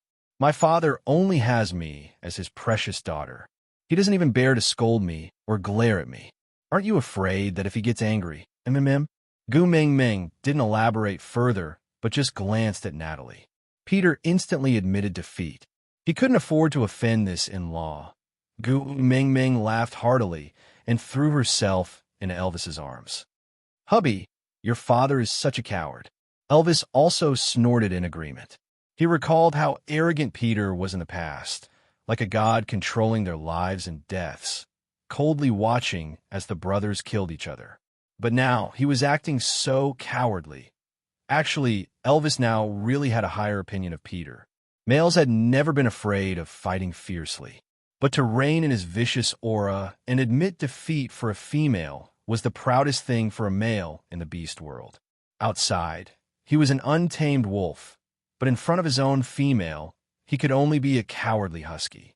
Peter was like that, and so was Elvis. For his own female, they could risk their lives and be shameless. But understanding was one thing, but it didn't stop him from laughing along with Gu Mingming. After laughing enough, Gu Mingming straightened her back. Peter is no longer a stray beast. Even a 5th-level orc might not be suitable to stay here. Moreover, it would not be good for the wolf cubs to be educated. But Natalie's health is not suitable for long journeys. Why don't you go to Zacharias? Qi Xin and Kanwu are there, so you can take care of each other. Natalie nodded in agreement, and the case was settled. After lunch, the group split up. Natalie and Peter brought the 6 little buns to Zacharias, while Gu Mingming, Elvis, and Leah brought Huda and Jiaoyu back to Sauter. Actually, this place was closer to St. Nazaire, but Gu Mingming was concerned about the little cub in Sandy's tummy. After all, it was her first child, and Gu Mingming still hoped that she could rush back in time to accompany her. Sandy is so timid. If she is here, she will feel more at ease. Moreover, Gu Mingming had already promised her. She did not wish to lose her trust in her only best friend. After walking for 3.5 days, when Gu Mingming once again stood at the entrance of Sauter, Oakley was still there with a group of elders to welcome her. But this time, apart from the elder, there were a few other beastmen. They looked unfamiliar, but they all seemed to have extraordinary strength. They were at least rank 3 beastmen. Gu Mingming did not say anything. At least to outsiders, Oakley was still the city lord of Sauter, and she had to give him some face. Without stopping, Gu Mingming directly entered the tribe and headed straight for Sandy's little stone house. Sandy's tummy was already very big, much bigger than when Gu Mingming gave birth to Huda and his brothers. As a result, it was rather inconvenient for her to move around. She swayed 3 steps for every step she took, like a roly-poly doll. Aside from the topic, la la la, today's update has ended. My babies have been saying that there's a lot of content recently, and I'm so depressed. MMM. Chapter 1036. Seeing that Gu Mingming had arrived, Sandy's entire being brightened up. She was beaming from afar and waved at Gu Mingming with all her might. Gu Mingming was afraid that she would sprain her waist if she kept waving her arms, so she jogged over to Sandy and pulled down her waving little hands. "You're going to be a mother soon, yet you are still so rash. Can't you spare a thought for my godson?" Sandy hugged Gu Mingming for a long while before saying in a coquettish tone, "I thought you would not be able to make it back in time. I have been worried for a few days." Gu Mingming smiled. "It is my godson's birth after all. How can I not come back for such a big event?" Bode had been standing beside Sandy the whole time. He was extremely nervous, but he was already used to Sandy throwing him to the back of her mind the moment Gu Mingming appeared. Now, he did not even feel a sense of loss. Haha, getting used to it is really a scary thing. Gu Mingming comforted Sandy for a long while and told her many new and interesting things that were not too exciting. She only left in the evening and instructed Colin and Bode to immediately look for Gu Mingming if Sandy showed any signs of giving birth. After all, Leo was the best witch doctor. Even if he did not come in, he could guard the door. After leaving Sandy's place, Gu Mingming did not return to the stone castle. Instead, she went to the meeting hall. Oakley seemed to have expected that Gu Mingming would come to look for him. Hence, he stood guard at the door and looked like he was waiting for her arrival. Gu Mingming's sense of smell was very sensitive, and she could smell Cole's scent on the chair. Hence, she did not sit on it. Instead, she used a tree branch to pick up the bee skin and threw it directly into the fire basin to burn. Elvis and Leah were gratified by Gumaming's actions. They disliked the smell of other males on her more than anyone else. Oakley also understood Gumaming's motive. Hence, he did not say anything and just quietly took a new piece of firefox bee skin from the side and handed it to Leah. Leah caressed the beast's skin and smiled. Top quality goods. As he spoke, Leah placed the firefox skin on the stone chair. It was Gumaming's first time seeing a firefox bee skin. The color was not the usual orange-red, but a real fiery red. The texture was firm and the fur was fine. To a person like Gumaming, who was obsessed with fur, this firefox skin was much more pleasing to her than the tiger skin. Gumaming turned and sat on the stone chair. She looked at Oakley. Before she could say anything, Oakley said, "The drought season is approaching and there is a shortage of water resources." The surrounding tribes all came to discuss whether they could imitate Saint Nazir's method of handling the situation, letting the tribes which Doctor arranged for water to come to Sadr to tide over the dry season. I thought that since it was a rule set by the great emissary, there shouldn't be any problems. So, after slightly modifying the minor details, I agreed to it. Or, I long, or after the experience of King. After. To the changes? I. Or, I, or after. Or. Chapter 10:37. An important friend. The smile on Oakley's face did not change at all. It was just faint, but it revealed a sense of alienation. Gumaming suddenly felt a sense of helplessness. Perhaps this was where she was not as good as Cole. She would never learn how to control a person's heart. No matter how much she wanted him to stay, she would eventually lose this friend. Today, the leaders of the surrounding 16 tribes came with me to welcome the great messenger. In exchange for a water source, they will submit their tribes to Sadr and become the great messenger's subsidiary tribes. Every year, after the rainy season ends, they will offer 20 pieces of top-notch beast skin and 20 large beasts during winter. Oakley explained the situation calmly. Gumaming chuckled. A monarchy? A weak tribe would offer tributes to a stronger tribe in exchange for protection. Oakley, you're so comfortable being the city lord. You're about to become a local tyrant. Oakley chuckled and lowered his head humbly. Then he stood up straight and said, "The reason why Sadr is in such a situation today is naturally because of the great messenger uncle's protection. But more importantly, it is because of my planning and management. I am worthy of being the city lord. I am worthy of being the city lord, and I am worthy of being the great messenger." Gumaming was taken aback. She clearly did not expect Oakley to say something like that. She thought that he would at least hope to get along well with her on the surface. Oakley did not hesitate at all. He continued, "Anyway, the great messenger has no intention to unify the beast world. So why can't you grant me my wish? I will protect you and help you solve all your troubles. I just want a position that you don't care for. Why can't you give it to me?"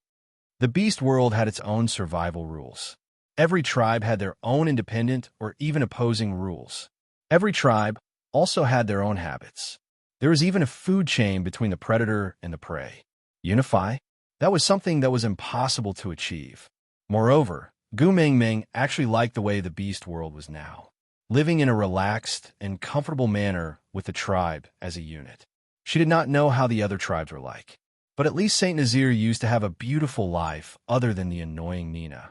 Gumaming did not want to forcefully shatter this beautiful life. She hoped to protect the way the beast world should be.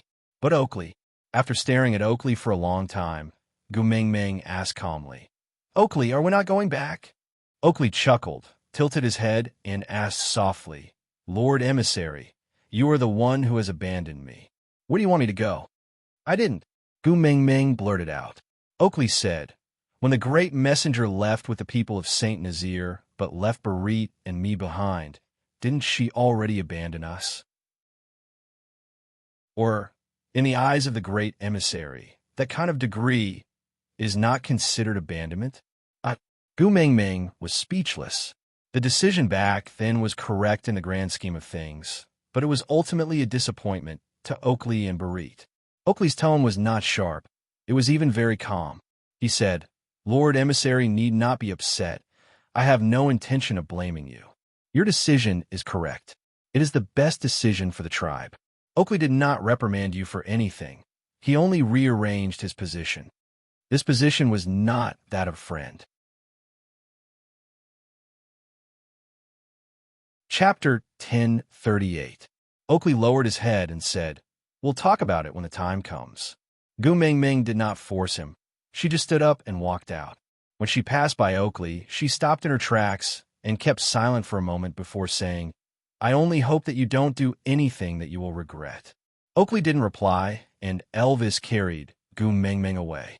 Time passed quickly, and on the 5th day, Colin rushed into the stone castle, saying that Sandy had a stomachache and was about to give birth. Gu Mingming let Elvis carry her over without a second word. When they reached the outside of the stone house, they heard Sandy screaming her name at the top of her lungs. "Gu Mingming! Gu Mingming! Is she here?" Gu Mingming didn't care about anything else and directly pushed the door open. She held on to Sandy's hand and said, I'm here. Sandy's forehead was full of sweat as she held onto Gu Mingming's hand and said with a sobbing tone, "Pain. I'm in so much pain." Gu Mingming pulled Bode over and stuffed his claw into Sandy's hands. "It's this idiot who caused you so much pain. Bite him when you can't take it anymore. Bite off this claw, and I'll give you the other." Sandy shook her head and said, "I'll give you the other."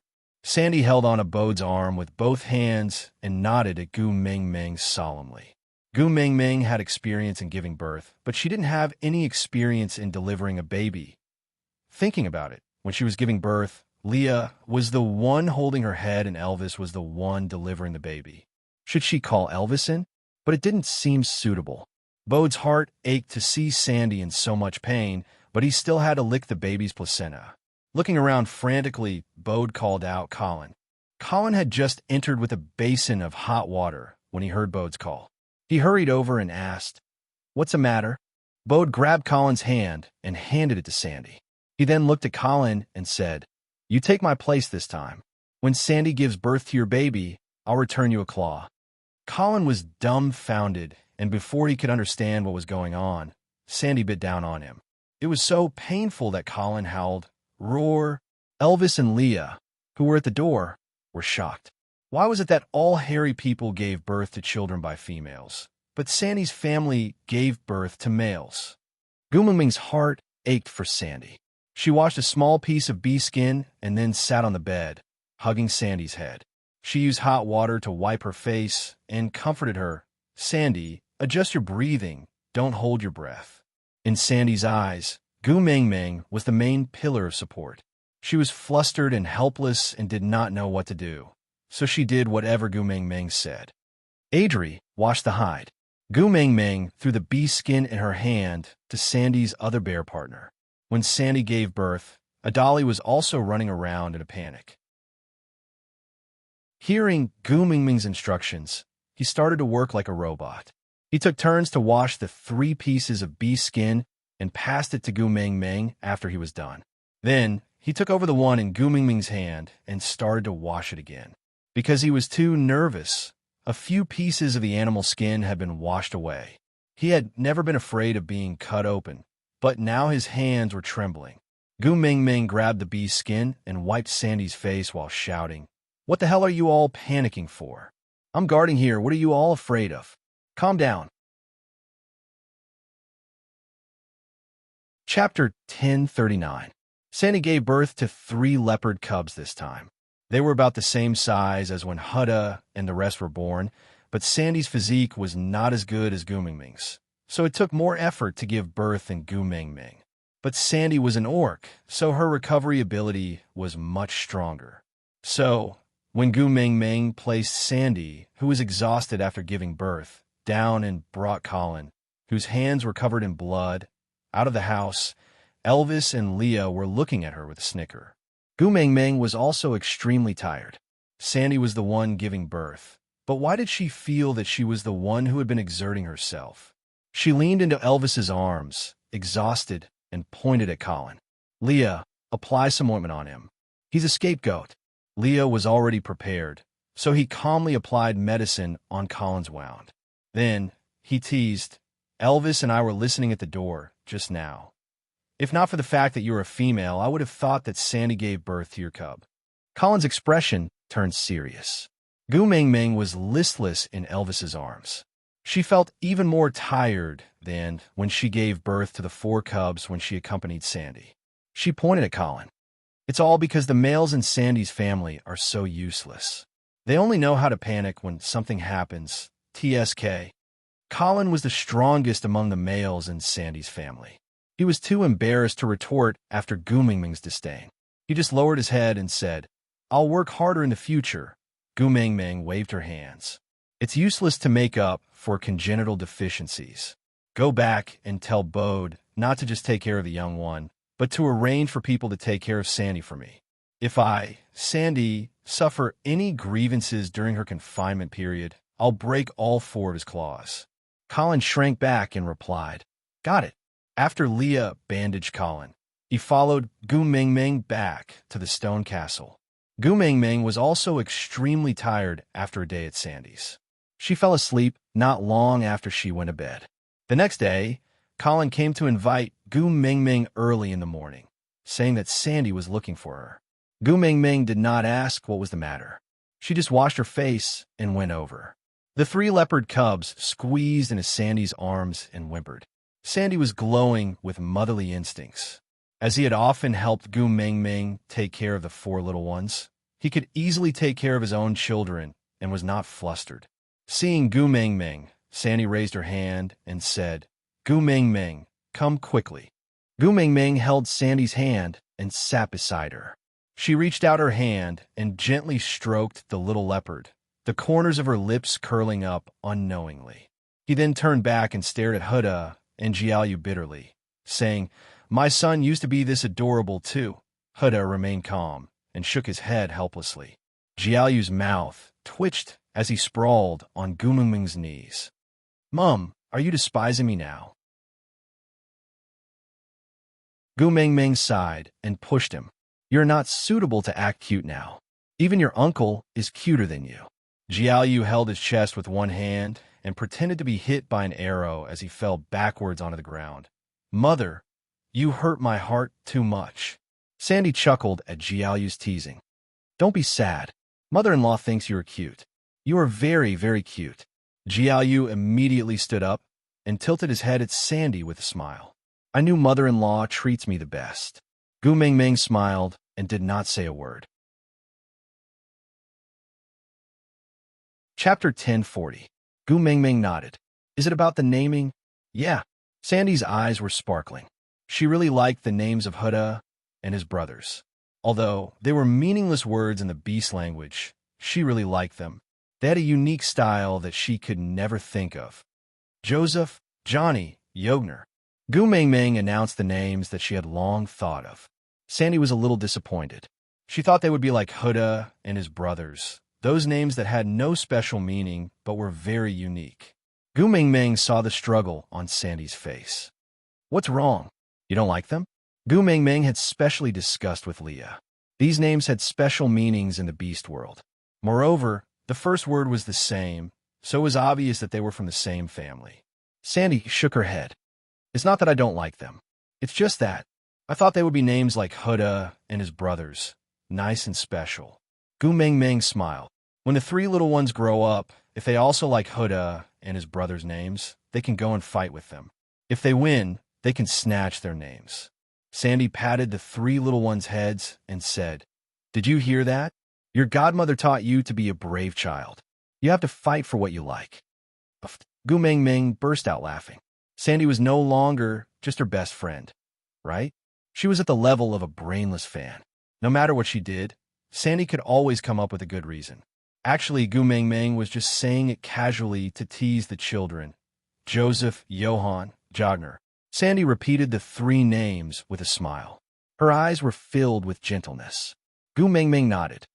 "Yeah, Leah said it means happiness, bravery, and wisdom." Sandy nodded in agreement. She then tugged at Gu Mingming's hand. "Thank you. Is there a need for thanks between us?" Gu Mingming held Sandy's hand in return and said, "Rest well, and recuperate your body. We will return to St. Nazaire after the dry season ends." Sandy nodded. She lay back on the bed. She was still too weak after giving birth. Just sitting for a while was already very tiring.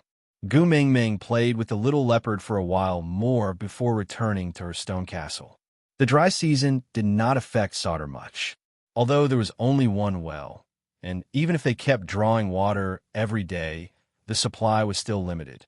But Gu Mingming's status was special, so naturally, she would not be deprived of water. And because Sandy had a different relationship with Gu Mingming, Oakley took extra care of her. Every day after Leah fetched water for Gu Mingming, Colin would fetch water for Sandy, followed by the other females in the tribe. The pregnant female would be the third to fetch water, followed by the females that had given birth to males, according to the number of cubs they had, followed by the normal females according to their family's power. After all the females in the tribe had taken their water, it was the turn of the other tribes allied with Sauter to take their turn. Oakley had arranged everything neatly. Gu Mingming leaned against the window, her gaze a little dazed. Leah stood outside the window and brought a small cup of water to Gu Mingming's mouth. Gu Mingming drank a mouthful and said, "Don't you think this dry season is too peaceful?" Leah chuckled. "Isn't peace good?" Chapter 1041. Gu Mingming supported herself with her elbows and stood up. Then, she flipped over and sat on the windowsill, leaving her legs hanging casually outside the bed. Leaning her head against the side of the window, she said, "St. Nazaire's well also provides water to the other tribes, but they are not submitting to us but giving it to us for free. With you personally in charge of the situation, there have been so many filthy things. I don't believe that your disciple Oakley knows how to mediate better than you as his master." Leah chuckled without saying a word. How could he not notice the strangeness in this? It was just that he had promised Gu Mingming not to hide anything from her. So even though he knew something was wrong, he did not investigate and even forced himself not to guess and piece together the truth. Because once he thought it through, not telling Gu Mingming would be considered as lying. But he did not want Gu Mingming to be embroiled in those troublesome matters, so he could only be prepared to strike after the fact.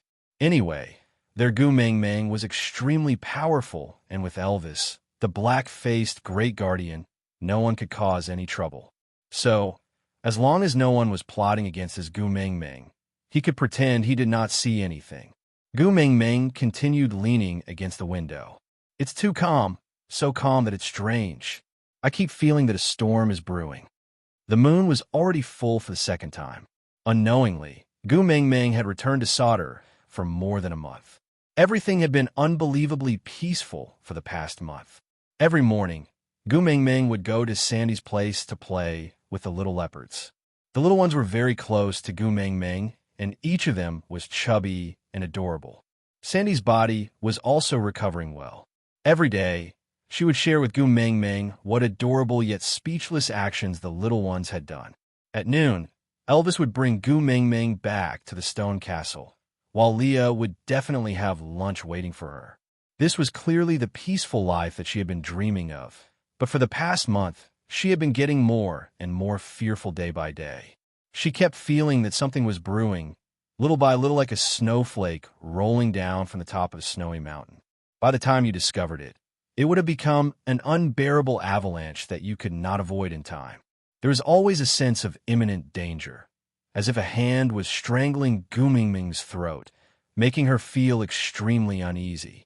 The dry season had already entered the second half, which was also the most torturous stage. In the early stages, they could rely on drinking more water in advance to last a while, and then rely on drinking the blood of wild beasts to last a while longer. But now, even the beasts had no blood left. Sauter's well became more and more popular, and the number of people queuing up for water increased. Oakley had no choice but to arrange for people to fetch water 24/7. But even so, the supply was still falling short of the demand. Greed is the most fundamental bad habit of humans. If the whole world had no water to drink, they would suffer, but there was nothing they could do except endure. And when the whole world has no water, but you have water, you are destined to bear the jealousy and hatred of the whole world.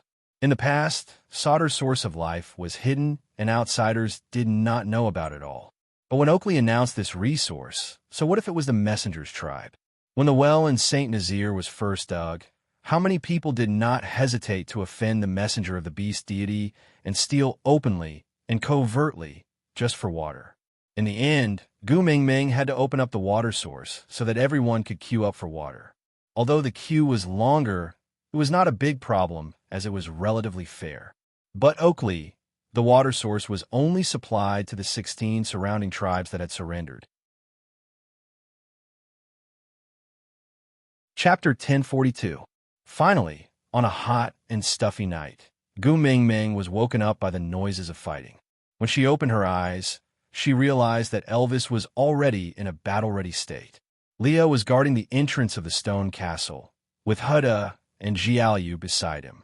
Elvis stood a step in front of Gu Mingming, carefully guarding against all movements in the surroundings. "What's going on?" Gu Mingming lowered her voice to an extremely low level.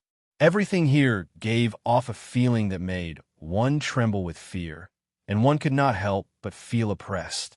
Elvis turned around and smiled at Gu Mingming. "It's nothing, you can sleep." Gu Mingming sat up, not knowing whether to laugh or cry at Elvis's words.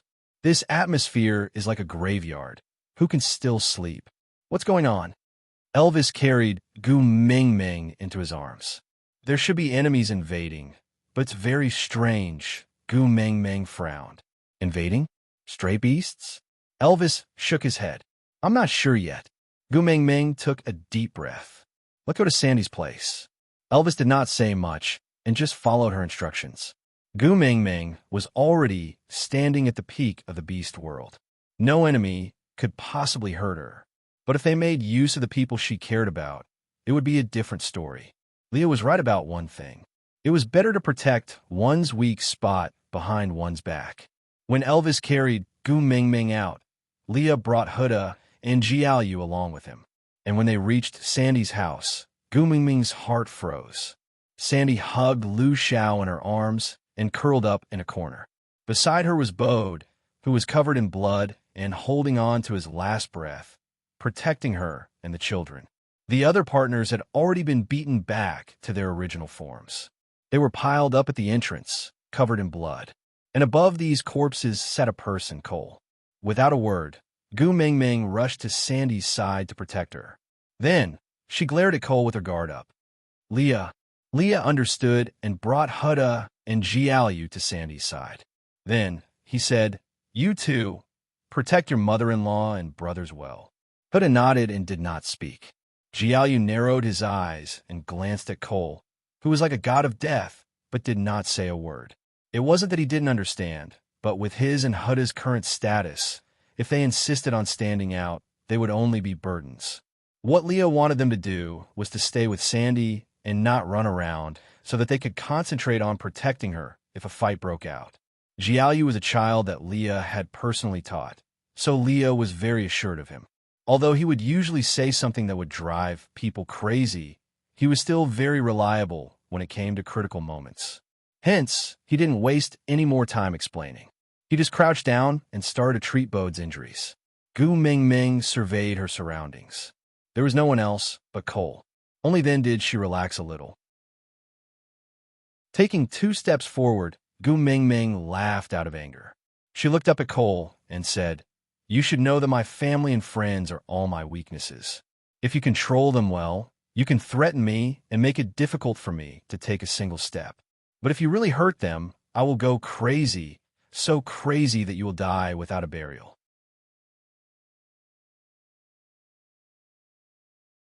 Chapter 1043. Beautiful? Huh. All right, then you can enjoy it. With that, Gu Mingming charged towards Cole. She raised her hand to her ear and turned it into a claw, as if she was aiming at Cole's neck and ready to snap it. Cole didn't dodge or panic. He just sat there calmly. Qi Xian has a bewitching spell on him that is connected to me. If I die, he will die. With that, Gu Mingming's fingers were already on Cole's Adam's apple. She just needed to use a little more strength to crush it. Cole's eyes reflected the color of blood. He was evil and arrogant. His lips curled up slightly, as if he didn't have the slightest sense of danger of losing his life. When I cast the bewitching spell on Sandy, I knew to leave a dead knot. Once you forcefully cover it with the bewitching spell, she will die on the spot. Qi Xian is such an important bargaining chip. Do you think I wouldn't leave any insurance? Gu Mengmeng frowned. This was also the reason why she didn't dare to kill Cole after snatching Qi Xian back. Cole chuckled. You're not going to kill me? Gu Mengmeng retracted her hand and raised her leg to kick Cole. It wasn't that Cole didn't sense it, but he purposely didn't dodge. He allowed Gu Mengmeng to send him flying and land on the ground pathetically. Leah. Gu Mengmeng turned back to look at Leah. Bode's injuries were not light, but they were not fatal. Leah had already treated his wounds, and upon hearing Gu Mengmeng's call, he immediately rushed over to treat Colin, Adali, and Sandy's other partners, who had been sat on by Cole just now. Cole propped himself up from the ground. He held onto his left ribs and gently touched them. 3 were broken. Every time he moved, the broken ribs would scrape against his internal organs. Needless to say, it was quite painful. Still smiling, Cole said, I've already received my punishment. Agu, just watch the show. Gu Mengmeng didn't want to waste her breath on Cole, nor was she in the mood to watch the show. She just stared at him coldly. Today's attack, were you the one behind it? Cole didn't answer her. Would you believe me if I said no? No. Gu Mengmeng answered directly. Cole sighed and said, All right, then just take it that I was the one who did it. Purpose? Gu Mengmeng asked. Cole thought for a moment and said, Probably because he was bored. Gu Mengmeng clearly did not believe him. She did not think that Cole was someone who would do something out of boredom.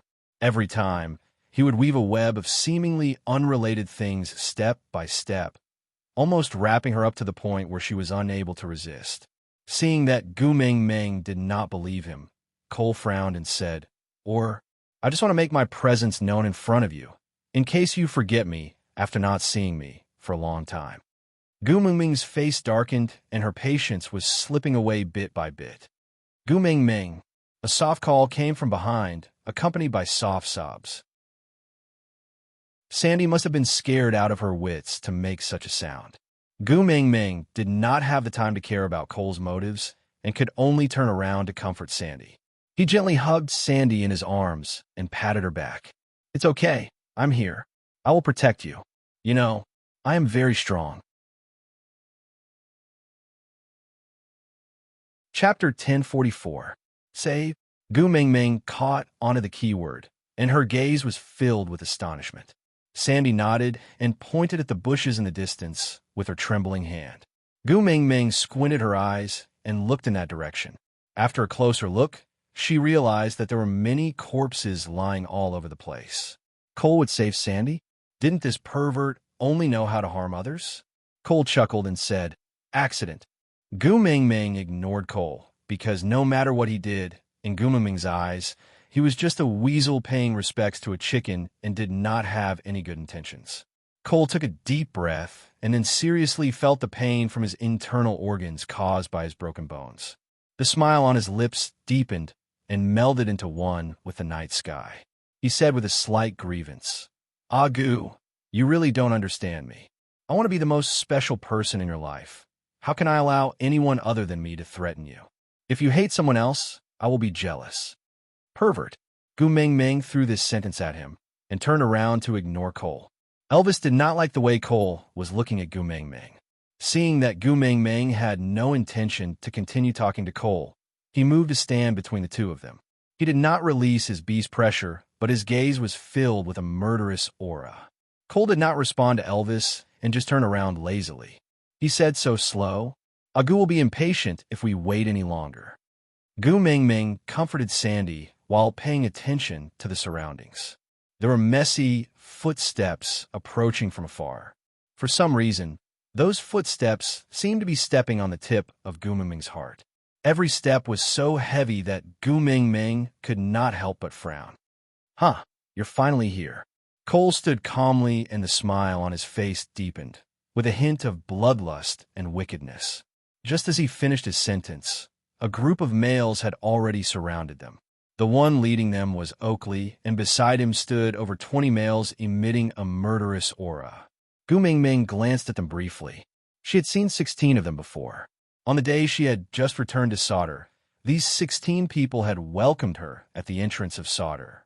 Without saying a word, the 20 over people pounced on Cole in unison. Among them, there were 2 5th-level orcs, 7 or 8 4th-level orcs, and the rest were 3rd-level orcs. Cole instantly unleashed his might, and the 3rd-level orc collapsed onto the ground. The level 4 orcs gritted their teeth and persevered, but their combat power was reduced to almost negligible. Hence, it became a triangular battle between the 2 5th-level orcs and Cole. If Cole had not been sent flying by Gu Mingming's kick, it would have been difficult for him to win with his 5th-level strength. But it was almost impossible for these 2 5th-level orcs who were not at their peak to kill him.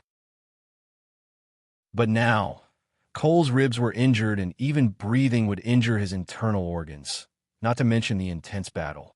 Spitting out a mouthful of blood, Cole knelt down on one knee.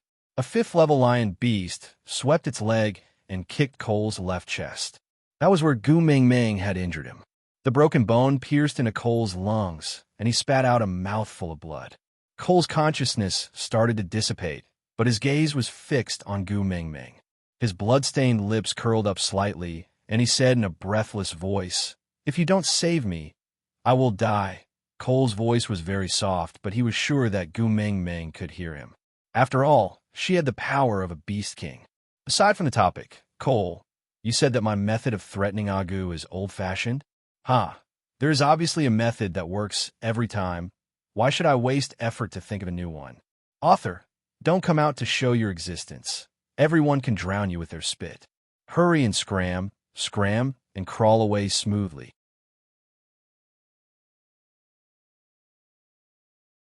Chapter 1045.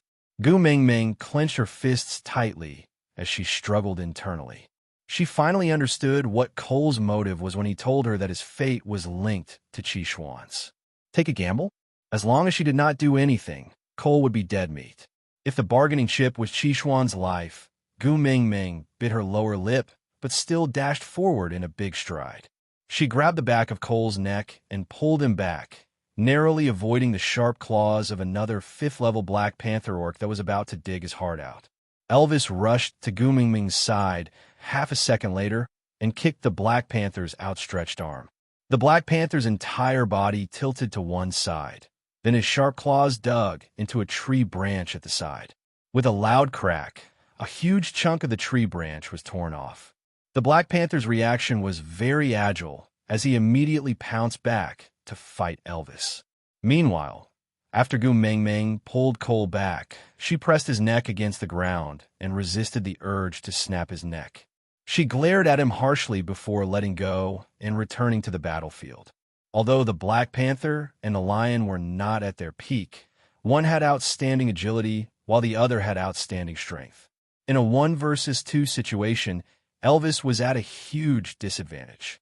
Gu Mingming had just stood up when Cole grabbed her wrist and pulled her inwards. Gu Mingming was caught off guard, and her entire body fell into Cole's chest.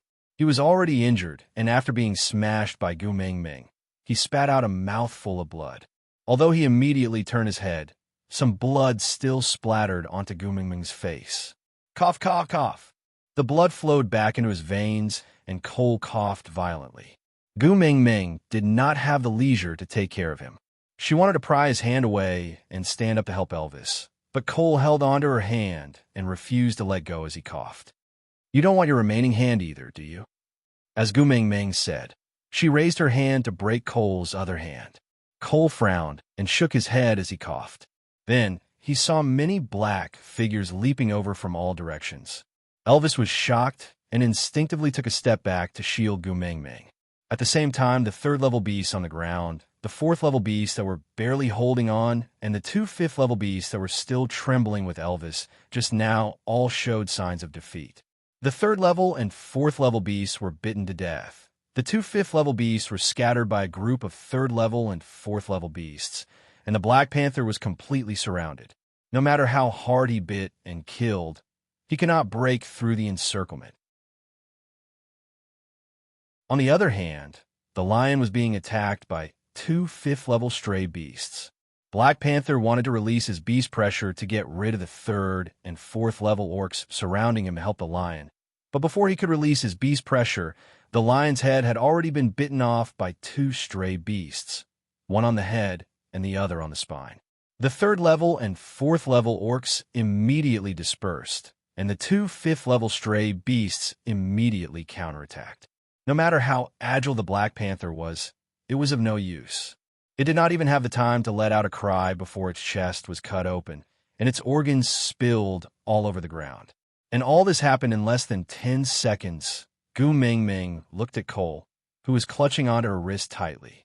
Her coughing gradually subsided, but her breathing was still not smooth.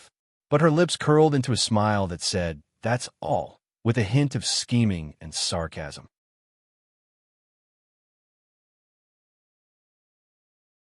Chapter 1046. Cole tilted his head and ignored Gu Mingming's tugging. He refused to let go and leaned into Gu Mingming's arms.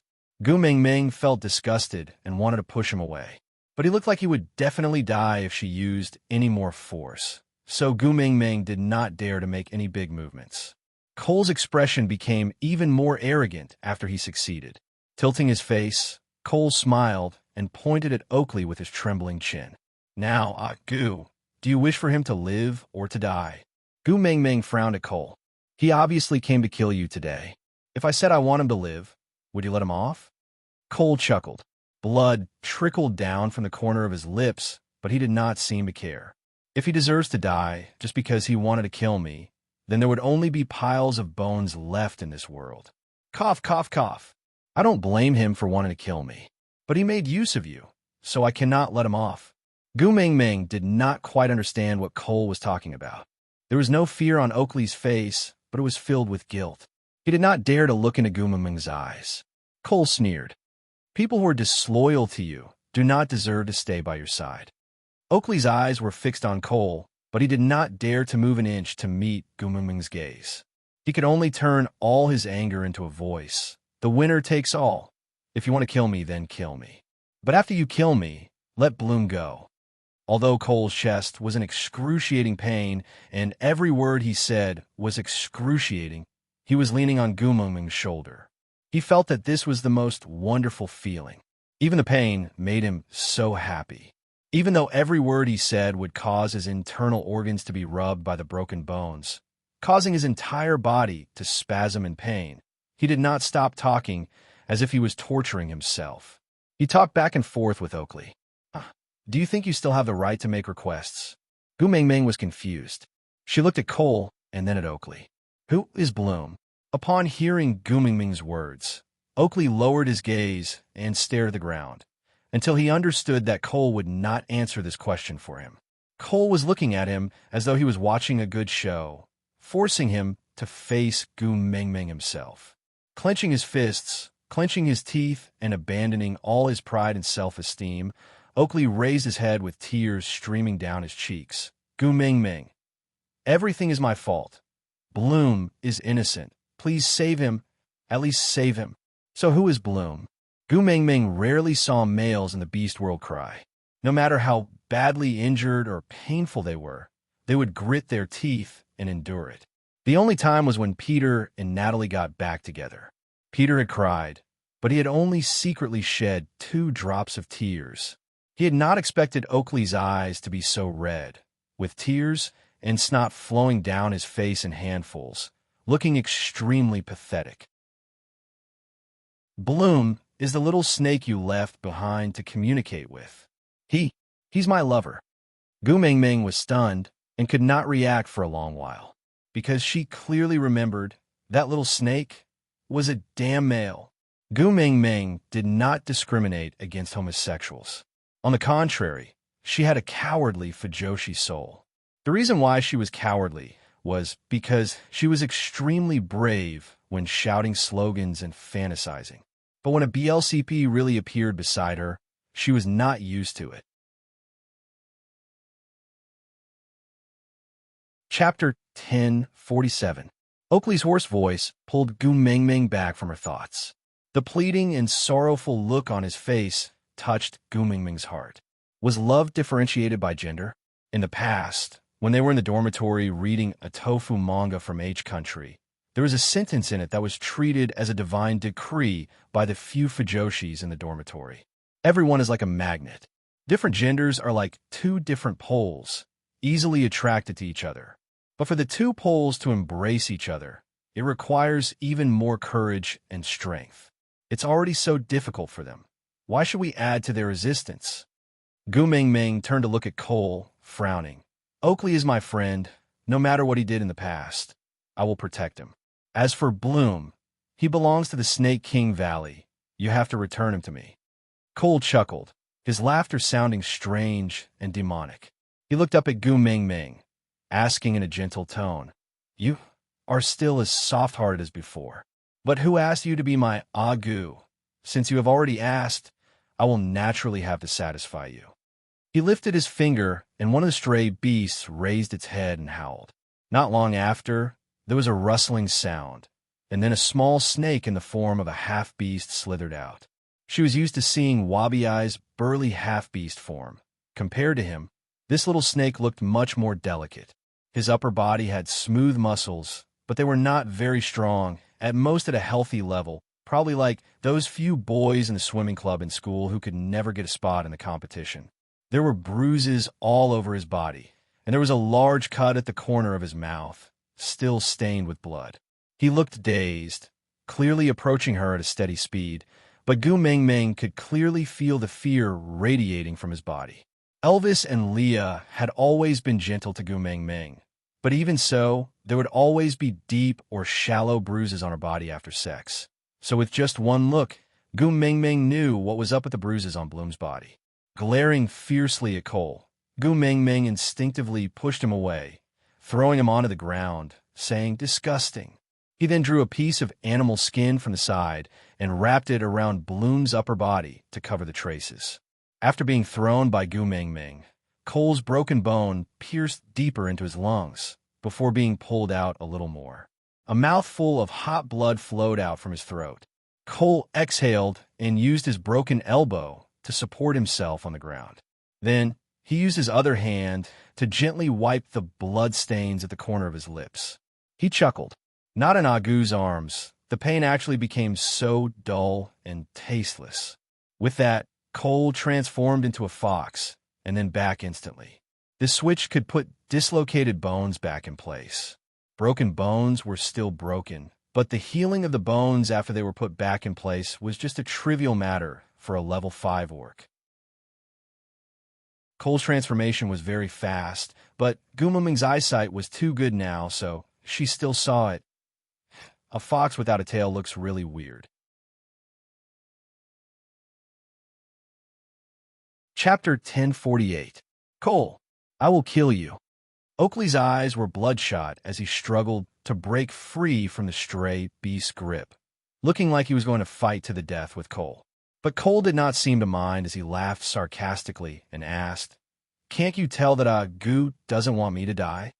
Oakley could not hear a single word Cole said, nor did he care about the disparity between their abilities. He only felt that he was going crazy. No, he was already crazy. He just wanted to kill Cole. Kill Cole. Cole waved his hands lightly, and the person who was holding Oakley released his grip. Oakley was like a trapped beast that had broken free from its chains as he pounced towards Cole. And before he could even touch a single strand of Cole's hair, Cole released his beast pressure and pressed Oakley onto the ground. And this time, not only Oakley was severely injured, the rest of the people present were also affected, regardless of friend or foe. Third level and below orcs were injured again, and Bloom was directly pressed back into his original form.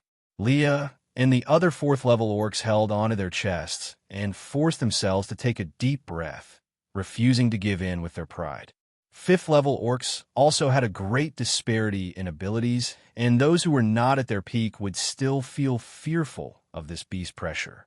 The only ones who did not care about it other than Cole himself were Elvis and Gu Mingming. Looking at Oakley, who was lying on the ground beside his feet, Cole sat up and sneered. "You are so weak, and yet you still dare to say such arrogant words. TSK, TSK, TSK, trash." Gu Mingming walked over, and helped Oakley up. She then looked at Cole with a cold smile and said, "In my eyes, you are also weak. You are just a despicable person who held Chishian hostage so that I don't dare to kill you.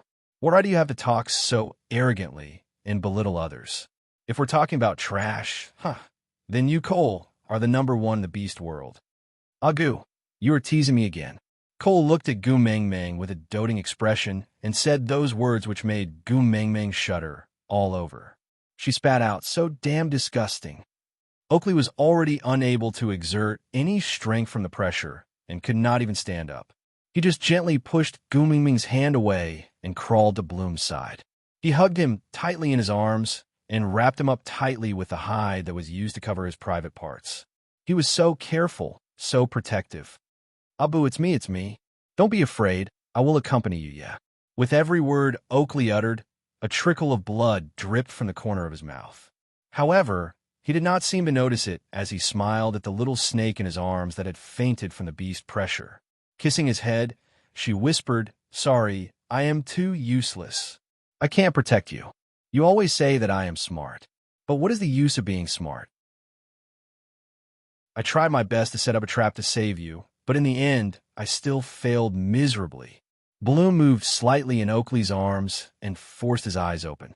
He wanted to transform into a human and talk to Oakley, but how could a second-level beast withstand Cole's fifth-level coercion? It was already a miracle that he was still conscious at this moment.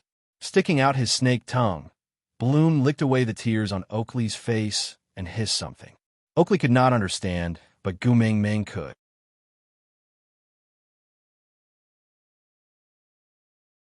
Chapter 1049. "No, I won't allow it. I won't allow it." Oakley locked Bloom tightly in his arms like a madman. He used all his strength, but still felt that it was not tight enough, as if Bloom would not leave him as long as he did not let go.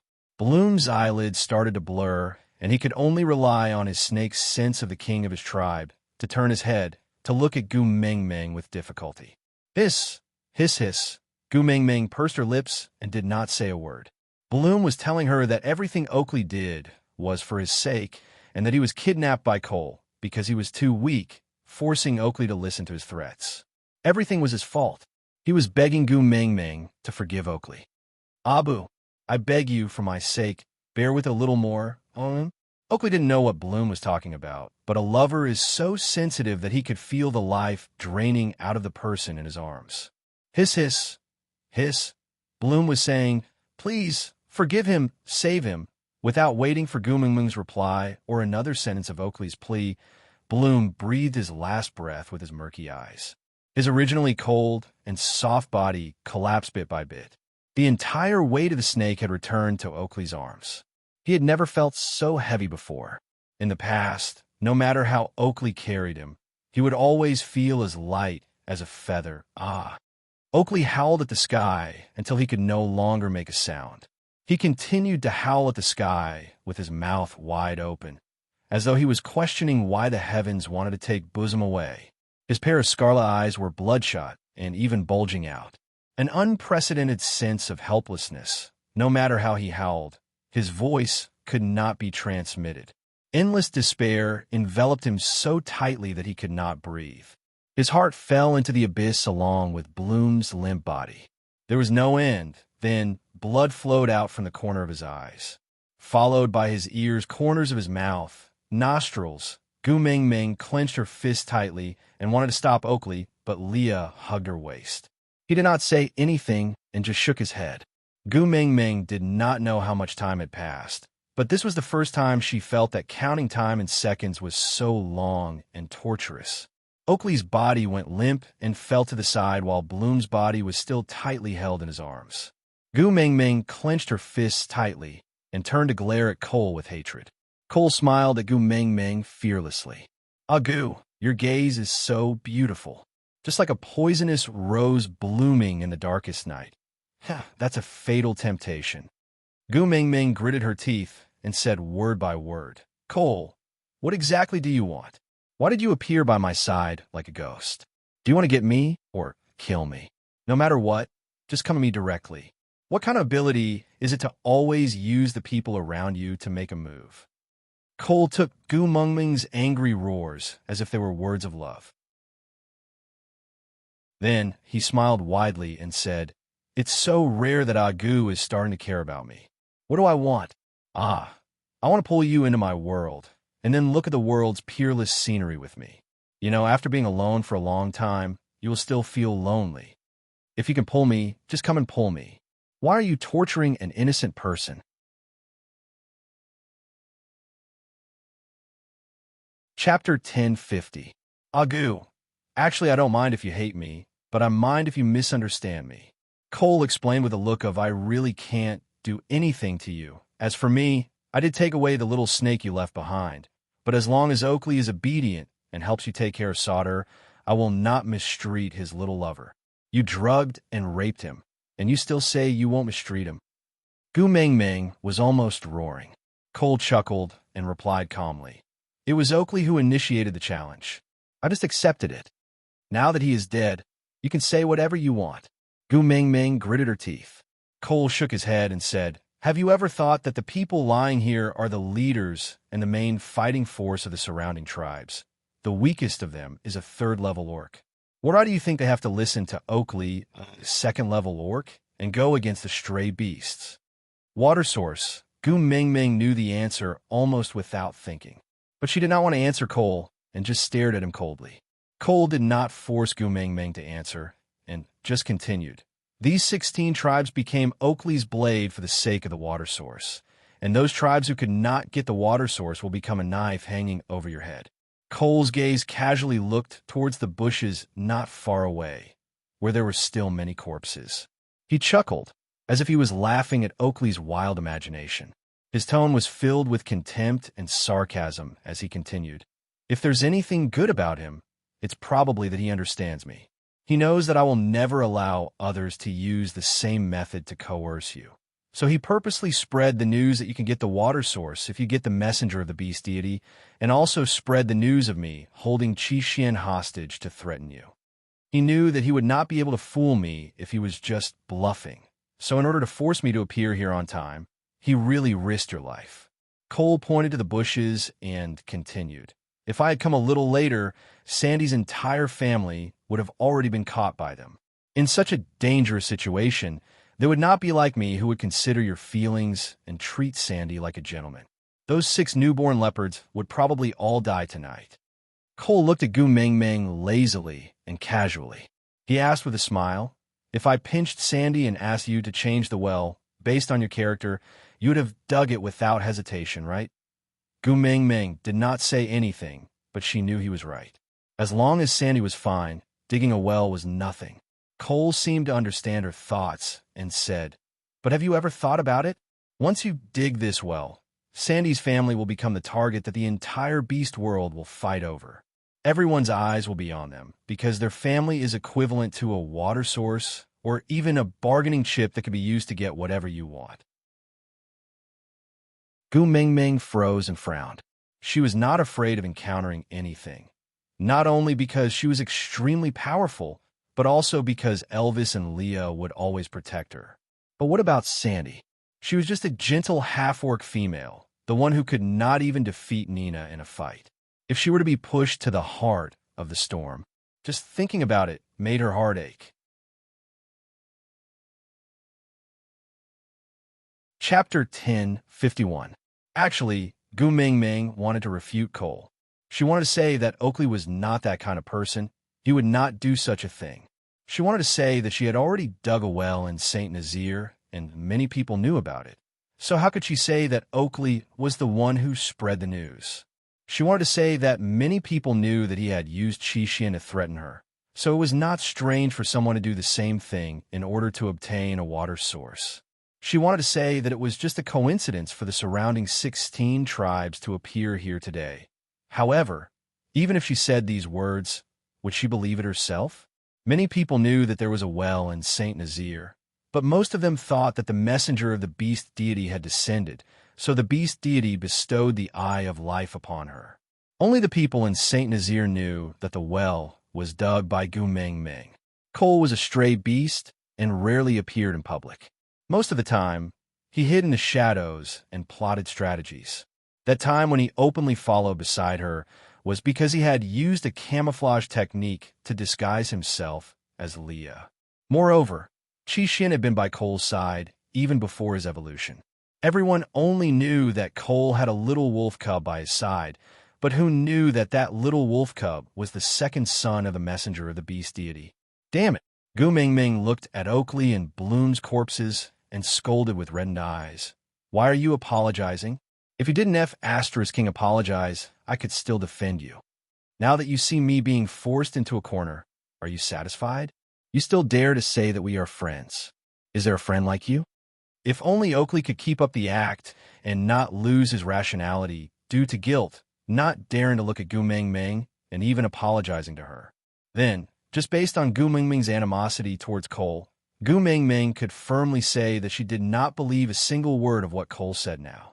No matter how logical his deductions were, she would not believe it. Even if he threw all the evidence in her face, she would not believe it.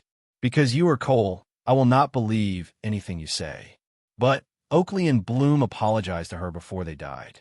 Agu, I protected your friend. Cole grinned. So, shouldn't you express your gratitude to me? Thank you. Huh. If you weren't holding Qi Xuan's life in your hands, I would really want to thank you properly. Cole obviously understood the meaning behind the word thank you. He shrugged his shoulders nonchalantly and said, Agu, I can't die now.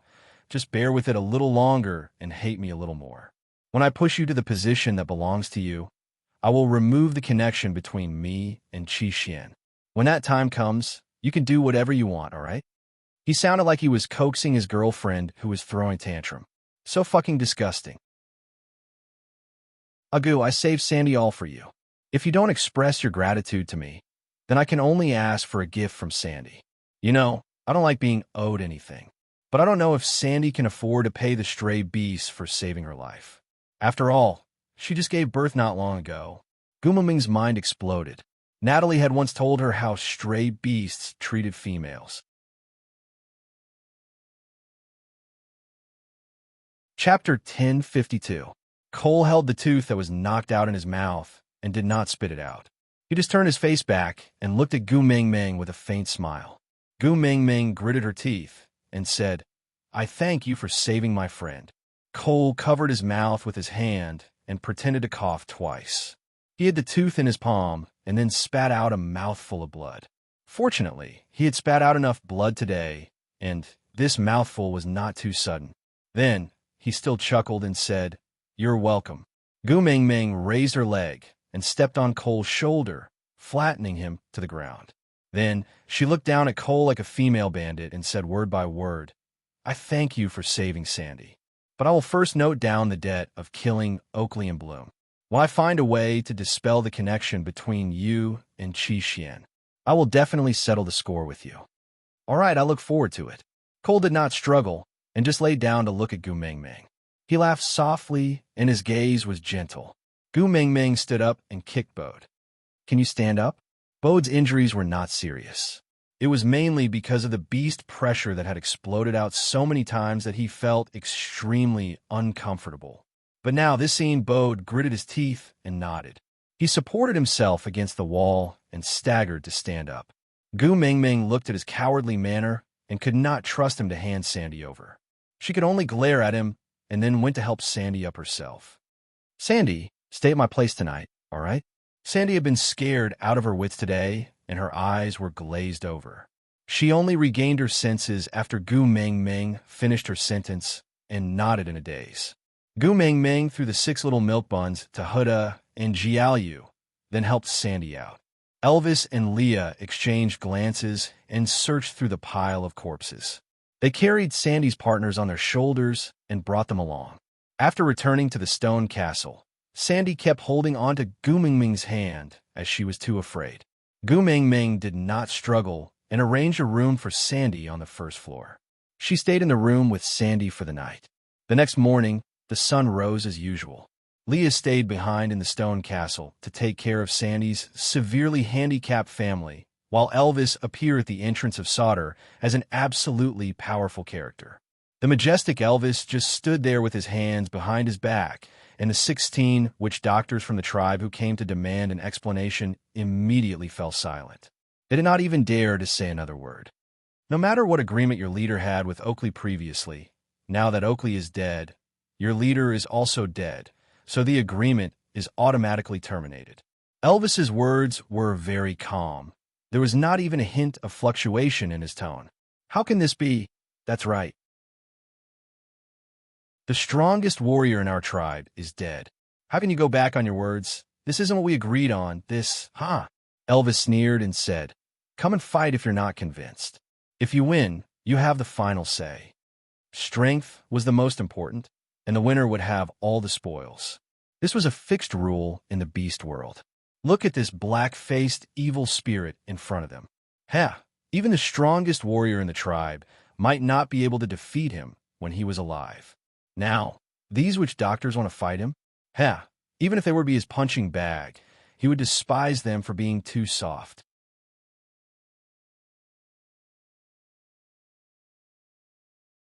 Chapter 1053. On a hill 3,000 meters away from the Sauter tribe, Cole was lying on his back, basking in the sun. He summoned a stray beast and handed him a small bee skin bag. "Go to Zacharias and deliver this to the young master." Yes, the stray beast did not dare to ask further. He just kept the small bee skin bag and transformed into his beast form before flying off.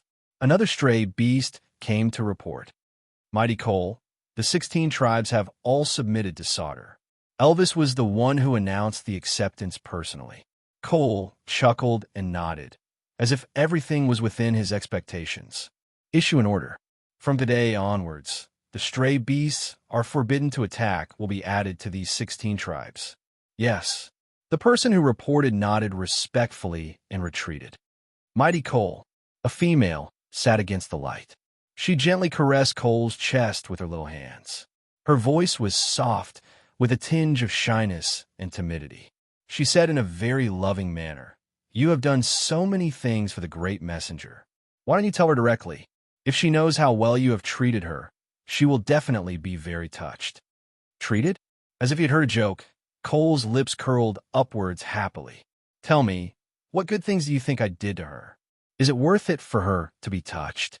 Let's not talk about the distant ones, and just talk about the recent ones." That side was obviously about to close the net, but because Sauter's side did not send the communication information that was supposed to be sent over, you gave up the plan that you had painstakingly laid down and rushed over to Sauter, afraid that she would really fall into Oakley's trap, so you rushed over to protect her. Cole's hand gently stroked the female's ears as he said, nonchalantly, "You were tricked by Oakley? Agu is the messenger of the beast deity that I personally groomed. How could she fall into that kind of scum's trap? Don't forget, she still has Leah, who is known as the smartest person in the beast world, and Elvis, whose skills have reached the peak. The black-white double ghosts aren't just for show." Cole paused for a moment. He seemed to recall how Gu Mingming glared at him with red eyes last night. That pair of clear and clean eyes only had a shadow of him at that time. Then why did you rush over? That female saw that Cole was obviously in a good mood and seemed to like this topic. Hence, she carefully pretended to be curious. In fact, Cole was in a good mood. The corners of his lips were still curled up. He said lazily, "In this world, I am the only one who can make things difficult for Agu. Did anyone else deserve to upset her? Just thinking about it makes me unhappy." "Lord Cole is not honest," the female said softly. "Didn't you already sense it when Oakley secretly contacted the 16 tribes? But you didn't stop his actions and even added fuel to the fire without leaving a trace. Last night, you killed all the leaders and strongest warriors of the 16 tribes. Isn't it to remove all the thorns from the 16 tribes so that the great messenger can sit back and enjoy the fruits of your labor without being held back?" The female was so excited that she seemed to have forgotten everything else. She did not notice the cold glint beneath Cole's smile and continued, "Oh, that's right, Dora. From the stray beast's attack to Leonard's death, it was you who helped the great messenger peel off the hard shell so that the great messenger could enjoy the sweet fruits." Cole, great messenger. Out of topic, All right, today's update is over. Another bunch of people had died. When I was chatting with the other authors yesterday, they said that their readers were anticipating the death of the male and female protagonists every day. I said, the question my little baby asked me every day was, Susu, how many more episodes does Cole have left? I calculated with my fingers. I can't say it. I can't say it.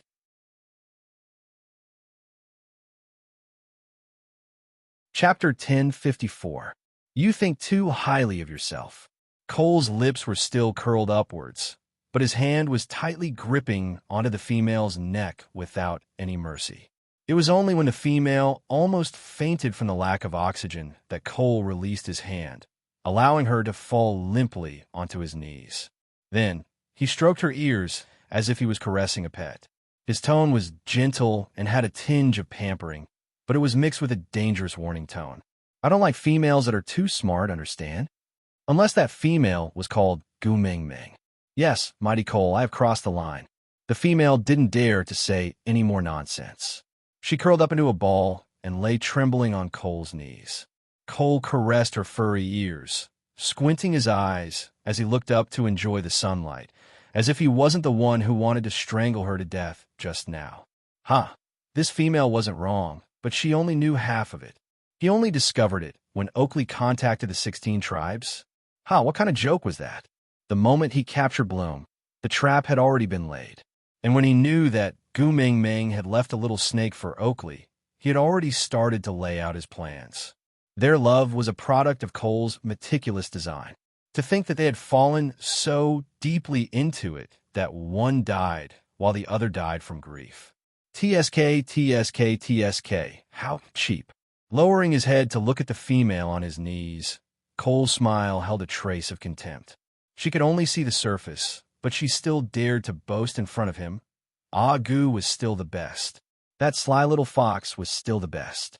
When she was analyzing Dora's situation, there were clearly only a few scattered clues, but she managed to piece together 80% of the original picture. She looked so beautiful at that time that one couldn't help but want to set up even more elaborate traps to trap her and then let her slowly dismantle them.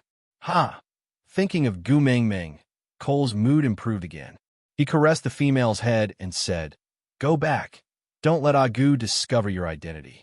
Otherwise, I'm not a person who knows how to be protective of the fairer sex. Yes, the female felt as if she had been pardoned. She then retreated cautiously. Cole narrowed his eyes as he watched her leave. Then, he gave a low laugh in exasperation. Why does Agu like half-orcs so much? He's obviously very lowly. On the other side, Elvis had settled the matters of the 16 tribes. The first thing he did upon returning to the stone castle was to hug Gu Meng Meng. I haven't seen her for the whole morning. I miss her so much. After taking 2 deep breaths of her scent, the exhaustion in his body was dispelled. How is it? Gu Meng Meng asked. Elvis placed her on his thighs and played with her soft little hands while answering. We followed Lee's instructions to distribute the order of drawing water. It's just that there are too many loopholes left behind by Oakley.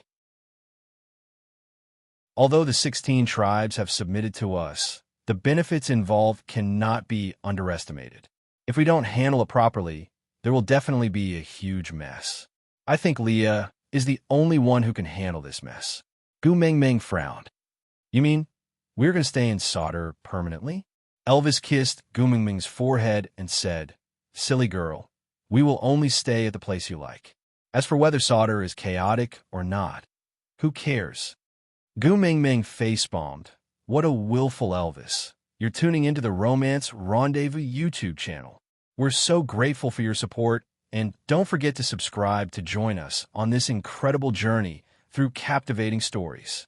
Your generosity through donations truly makes a world of difference, as it's the primary source of revenue that allows me to expand and enhance this channel for you. Thank you from the bottom of my heart for being a part of this adventure.